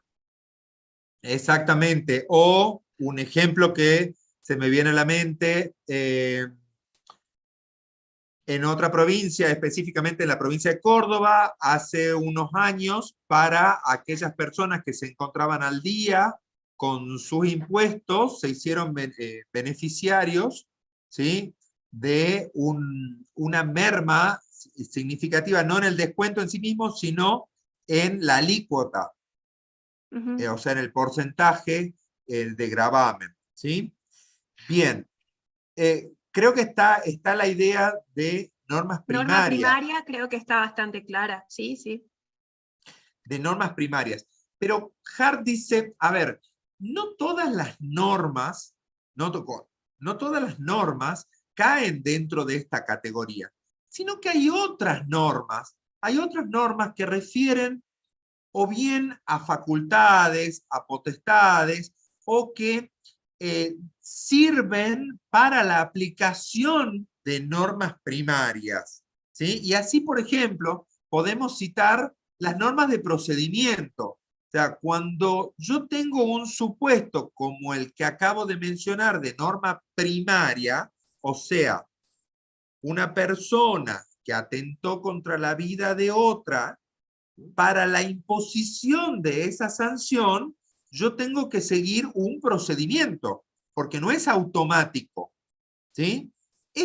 Esas normas que me estandarizan o marcan el procedimiento complementan a las normas primarias y reciben el nombre de normas secundarias. Uh-huh. Al mismo tiempo, pueden haber normas que no necesariamente tengan esta estructura de el antecedente y el consecuente en el sentido austiniano que explicábamos hace rato. No necesariamente. Por ejemplo, una norma de derecho civil en la cual me facultan para que yo pueda testar, o sea, para que pueda hacer un acto de última voluntad, o sea, decidir qué quiero que pase con mis bienes una vez que ocurra mi muerte. ¿Sí? Esta facultad de otorgar un testamento no sigue la estructura austiniana del antecedente y el consecuente. ¿Sí? Entonces, ¿dónde ubico a esta clase de normas que son potestativas, podríamos llamarla así, dentro de la categoría de las normas secundarias? Bien, ¿cómo vamos con el chat? Pareciera que han identificado la idea de normas secundarias con normas de procedimiento. Ese es un tipo de norma secundaria, pero no es el único. No es el único. O sea, el concepto de norma secundaria lo podríamos de alguna manera terminar de diagramar, ¿sí? Por exclusión. Por exclusión. O sea, todas aquellas normas, que no se refieran a la conducta. exactamente, todas aquellas que no tengan esta estructura rígida de incidir sobre la conducta mediante el antecedente y el consecuente, que dábamos el ejemplo de la norma del Código Penal, la norma del 79, ¿sí? Son normas secundarias. ¿Sí? Sí. Las normas secundarias, insisto, algunas de ellas sirven para facilitar la aplicación de las normas primarias y hay otras normas secundarias que en sí mismas constituyen potestades o facultades. Hay una clasificación dentro de las secundarias que son normas de reconocimiento, de adjudicación y de cambio. Las normas de reconocimiento, secundarias de reconocimiento, lo vamos diciendo así, cosa que tengamos claro dentro de la clasificación principal de primaria y secundaria, estamos subclasificando las secundarias. Las de reconocimiento son las que me van a indicar cómo identificar la norma primaria aplicable al caso, en concreto. Las de adjudicación son las que van a otorgar facultades a determinado sujeto en lo que respecta a la aplicación de la norma primaria. Y la de cambio, a grandes rasgos estamos hablando, ¿no? Y las de cambio son las que van a facultar a generar cambios, modificaciones, actualizaciones en aquellas normas primarias a las que van a hacer referencia. Sí, sí, es importantísima la clasificación a la cual te acabas de referir, ¿sí? Porque las normas de reconocimiento justamente es la que nos van a permitir identificar el carácter de una y de otra. ¿Sí? Claro. Por eso se llama de reconocimiento, pero al mismo tiempo, ¿por qué la visión de Hart es superadora? Es superadora porque al incluir las normas de cambio dentro de la clasificación, ¿sí? Me da le da la característica del derecho como algo que no es estático, o sea, algo que está en permanente cambio, como lo dice la clasificación, ¿sí? Algo que este antecedente y consecuente al cual nos referíamos en la norma primaria no necesariamente va a ser el mismo, sino que pasa a ser un concepto contingente, un concepto que va a modificarse de acuerdo a la sociedad, de acuerdo al tiempo en el cual se vaya dando cada uno de ellos. ¿Se entendió? ¿O fuimos muy Sí, rápido, Anita? plantean como que si se puede ir más despacio. Yo creo que estaba yendo como bastante pausada la presentación. No sé, volver a plantear la clasificación. No sé. Bien, o sea, creo que, Sí se creo que entendió. las normas primarias creo que han quedado claras, ¿sí? Sí, creo que Respecto de su sí, con los dos estructura rígida, ejemplos. Sí. cerrada, todo. En las normas secundarias, yo ponía dos ejemplos hace rato. Ponía las normas de procedimiento, que son normas que están contenidas en una codificación especial, ¿sí? Y daba el ejemplo del testamento como una potestad.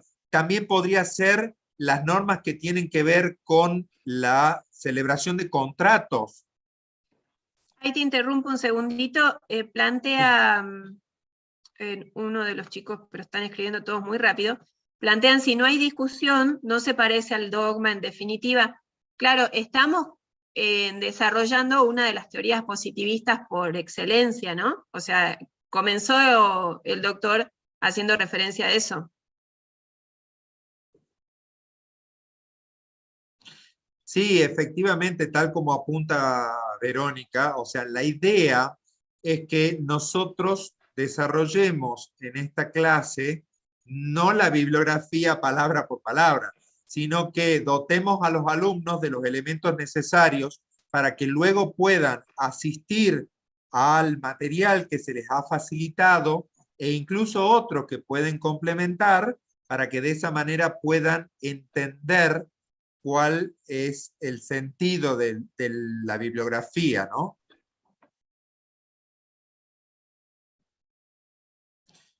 Bien. Ejemplo de reconocimiento, adjudicación y cambio. Están en el texto que está recomendando varias veces una de las compañeras, que es el de que está planteado como para un curso de ingreso. Tropiloni es.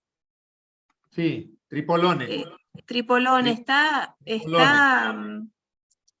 está planteado con ejemplos cada uno de los modelos de norma secundaria. Bien, ahí hay,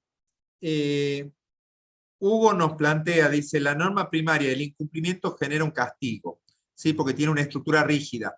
Mientras que en la norma secundaria, insisto, la mejor forma de entender la categoría, que es una categoría muy grande llamada norma secundaria, ¿sí? Alude a que por un lado son normas que facilitan la aplicación de las primarias.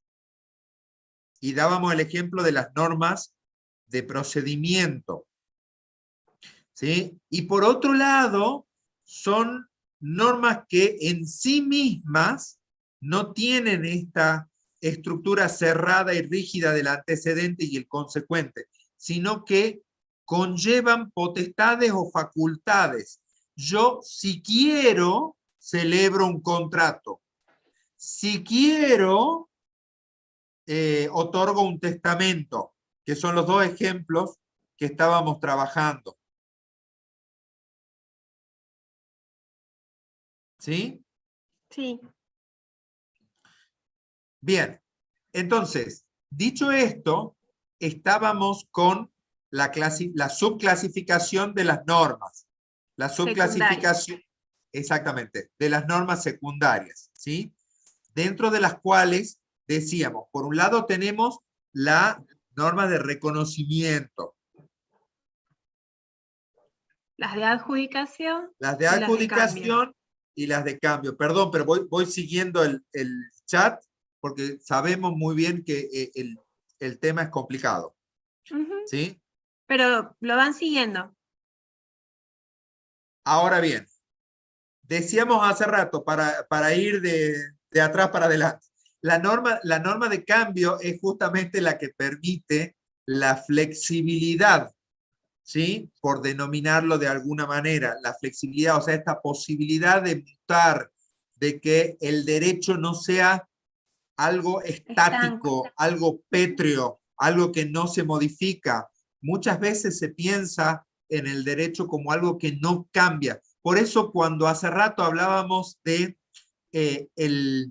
el sistema, toda la clase de hoy en realidad, Ana, está Está integrada toda de una manera. interconectada, sí. ¿Sí? Sí, Cuando sí, sí. hablábamos del sistema continental, o también llamado sistema romanista, decíamos, lo que se busca es dar cierta estabilidad, pero esa estabilidad tampoco es absoluta, tampoco es cerrada, tampoco es inmodificable, sino que el derecho está en constante cambio, como decía Couture, ¿sí? Para integrar también con lo que hablábamos ayer. ¿Sí? Entonces, esa es la subcategoría de las normas de cambio. ¿Sí? En ellas está contenida la evolución misma del derecho. Del derecho, sí. ¿Sí? Luego tenemos la regla, a ver, porque van entrando, antes de seguir Sí. con reconocimiento y adjudicación.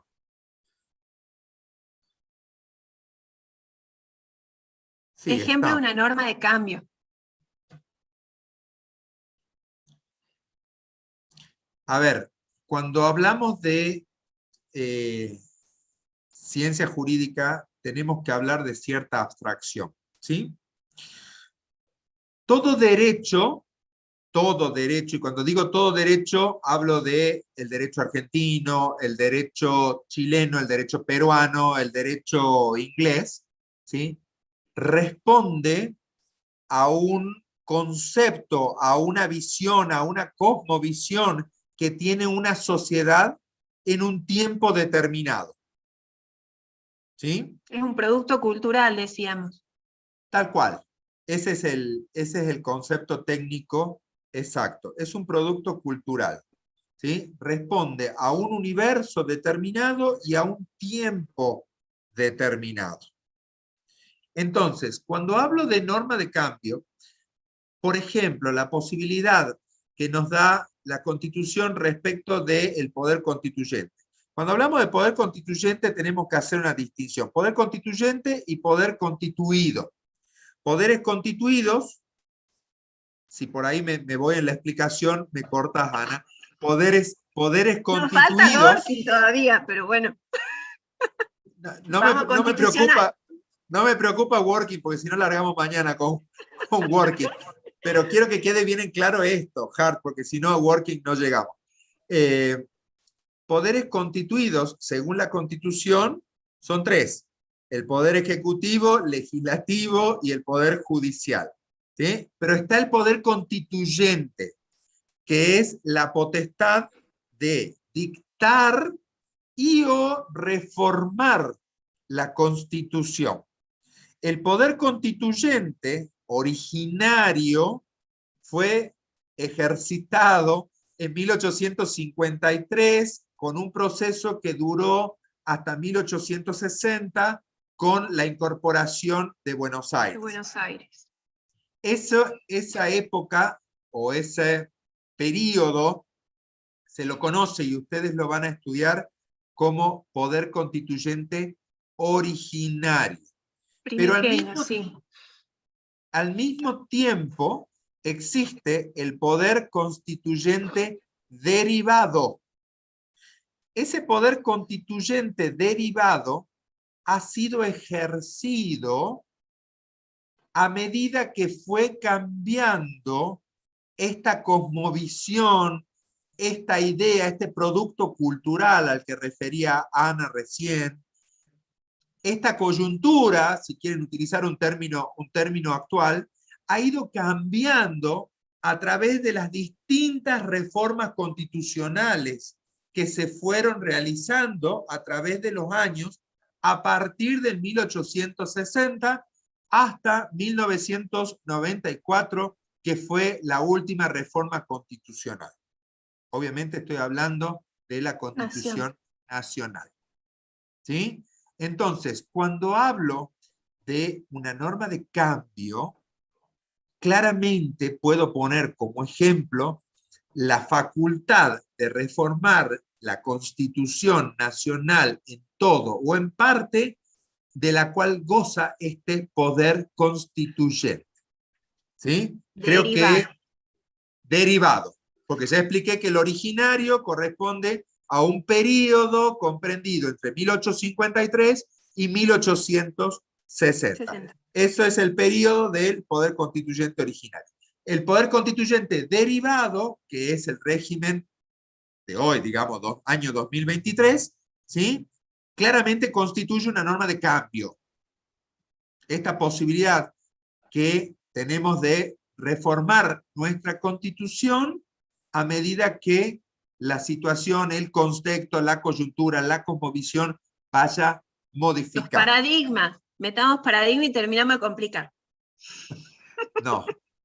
Creo que paradigma fue objeto de análisis en el módulo anterior y no es un tema en el cual... Y lo cual... rinden mañana, los pongamos nerviosos. Definan paradigma en el chat. Por lo menos los clásicos. Consenso, conflicto. No nos vamos a meter en este tema. Ya demasiado con Hart y con Working. Bien, ¿estamos hasta acá? Yo entiendo que sí, hay una pregunta muy claro, su ejemplo, muchas gracias. Profe, el Código Civil de Vélez Sarsfield, ahí hay que hacer una corrección ortográfica, no entiendo su aplicación en nuestro Código Civil. El Código Civil de Vélez es el código originario dentro del sistema civil argentino, y fue a partir de normas de cambio, fue siendo actualizado al contexto social durante todo su periodo de vigencia, y es o sea, en lo base, en lo general, es el que rige hoy modificado como Código Civil y Comercial, pero sí es el mismo. Sí. Recién preguntaban si la norma del poder constituyente derivado es una norma secundaria de cambio. Sí, sin lugar a duda. ¿Sí? Respecto del comentario del lenguaje jurídico, sí, efectivamente, porque estamos en una clase de derecho. O sea, tenemos que ir avanzando muy gradualmente. Ese no lo leí. Es un comentario de Kevin. ¿Sí? Tenemos que ir avanzando muy gradualmente en la utilización de términos jurídicos, sin lugar a dudas. Yo por ahí trato de bajar el lenguaje en pro de una mejor comprensión, pero no hay duda que vamos a seguir avanzando en ese sentido. ¿Sí?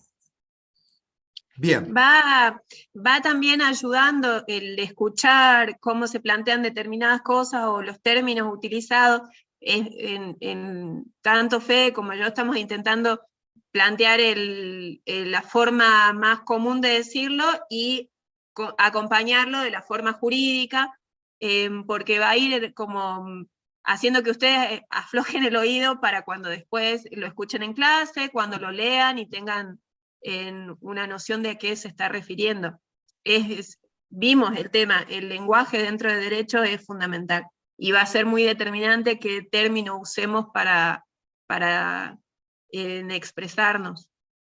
Es más, en el caso de la carrera que van a seguir ustedes, es mucho más fuerte el uso del lenguaje que la que seguimos nosotros, porque la oralidad hoy se impone justamente en el sistema acusatorio, por ejemplo, y no era la base dentro de nuestro sistema de formación.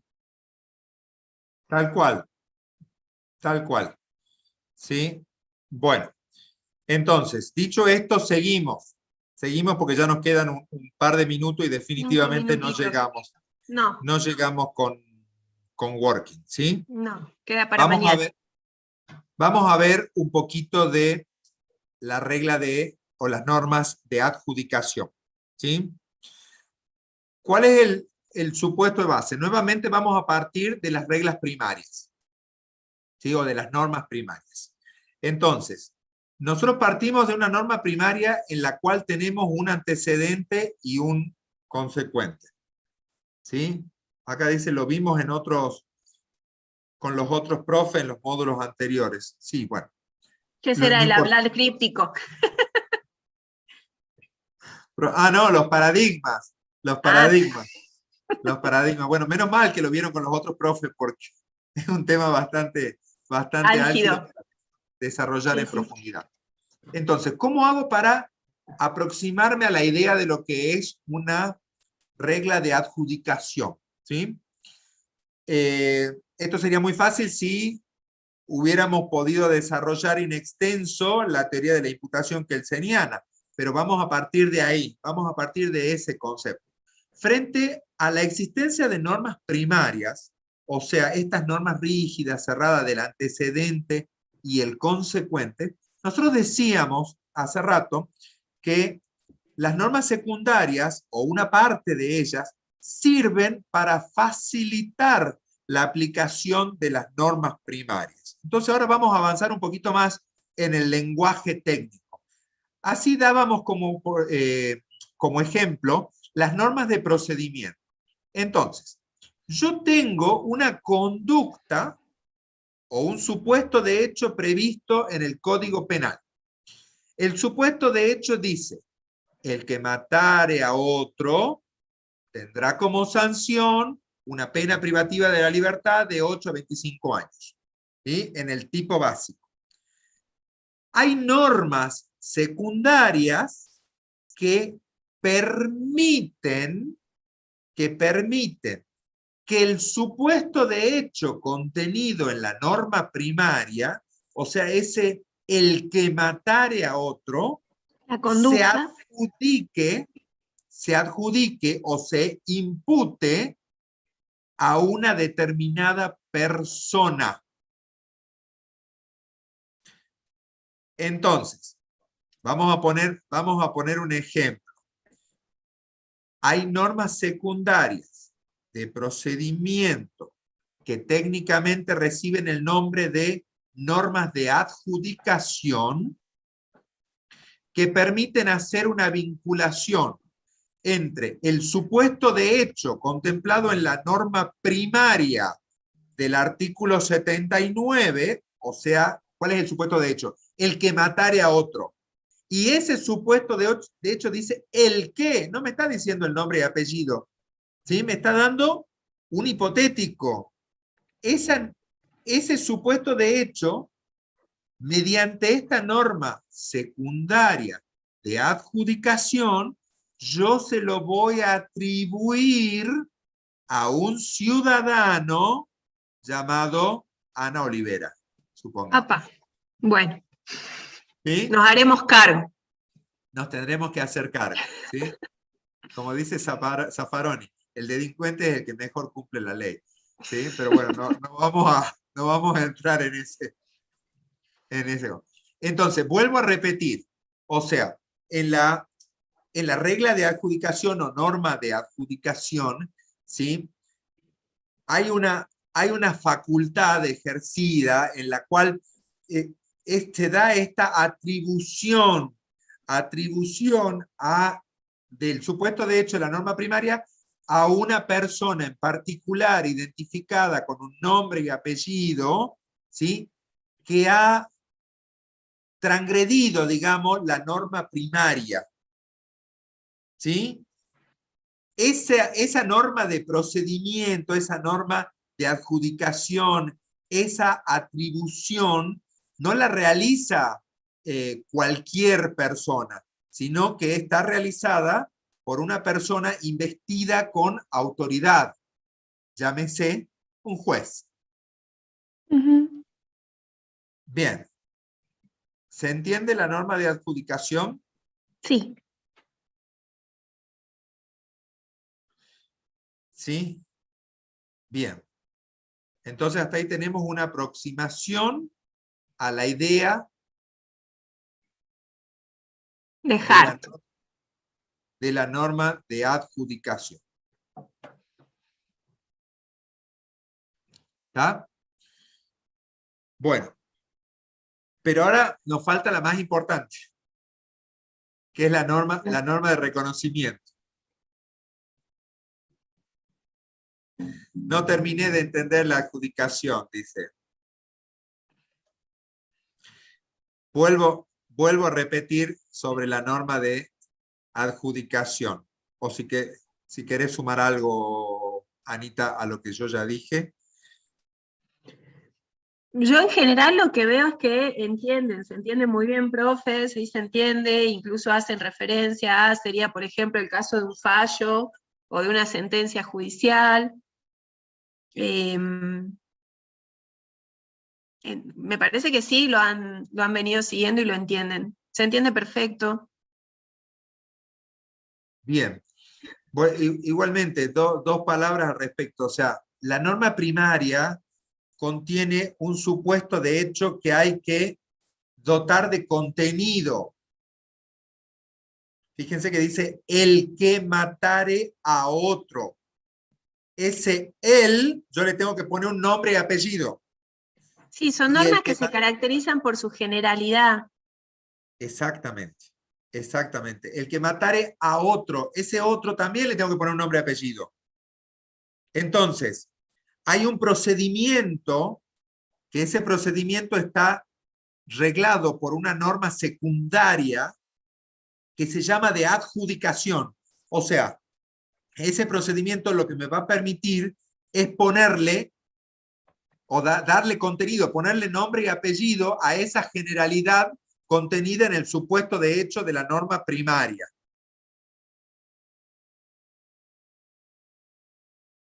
Sí, ya sé que lo explicamos 3 veces, Sofía, pero es importante que lo entiendas.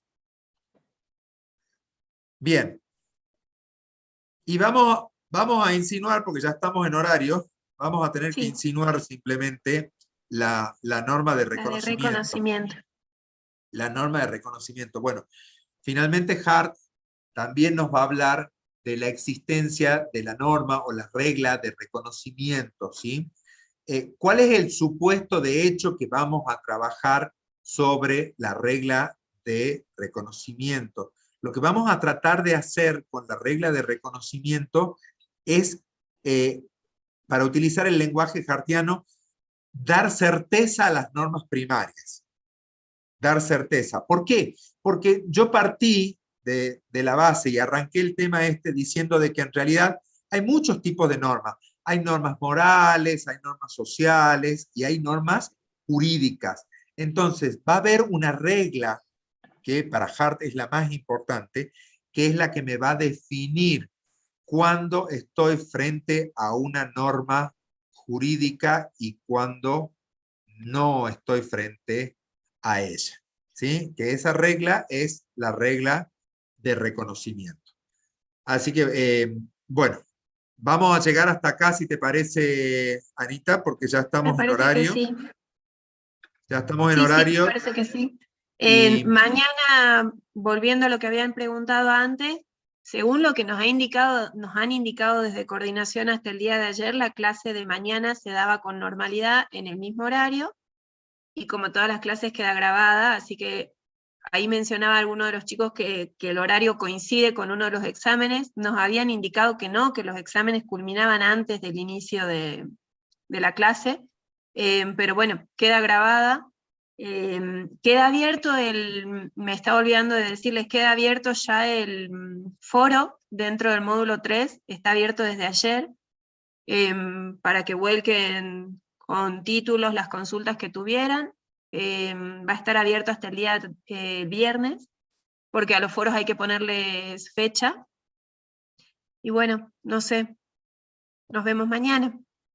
bueno, nos estaremos viendo y encontrando nuevamente mañana, ¿sí? Para cerrar toda esta parte de hard working, ¿sí? Y bueno, vamos a tener que reestructurar el programa con los temas pendientes, pero insisto, nuestra idea, nuestra propuesta tanto Ana como yo pretendemos una mejor comprensión de los textos a partir de estos conversatorios que tenemos, que normalmente le denominamos clases, ¿no? Sí. Así que, bueno, cualquier duda la van planteando y Dios mediante nos encontramos mañana. Muchísimas gracias, Ok, muchas que gracias estén como bien. siempre, Anita, ¿no? Éxito.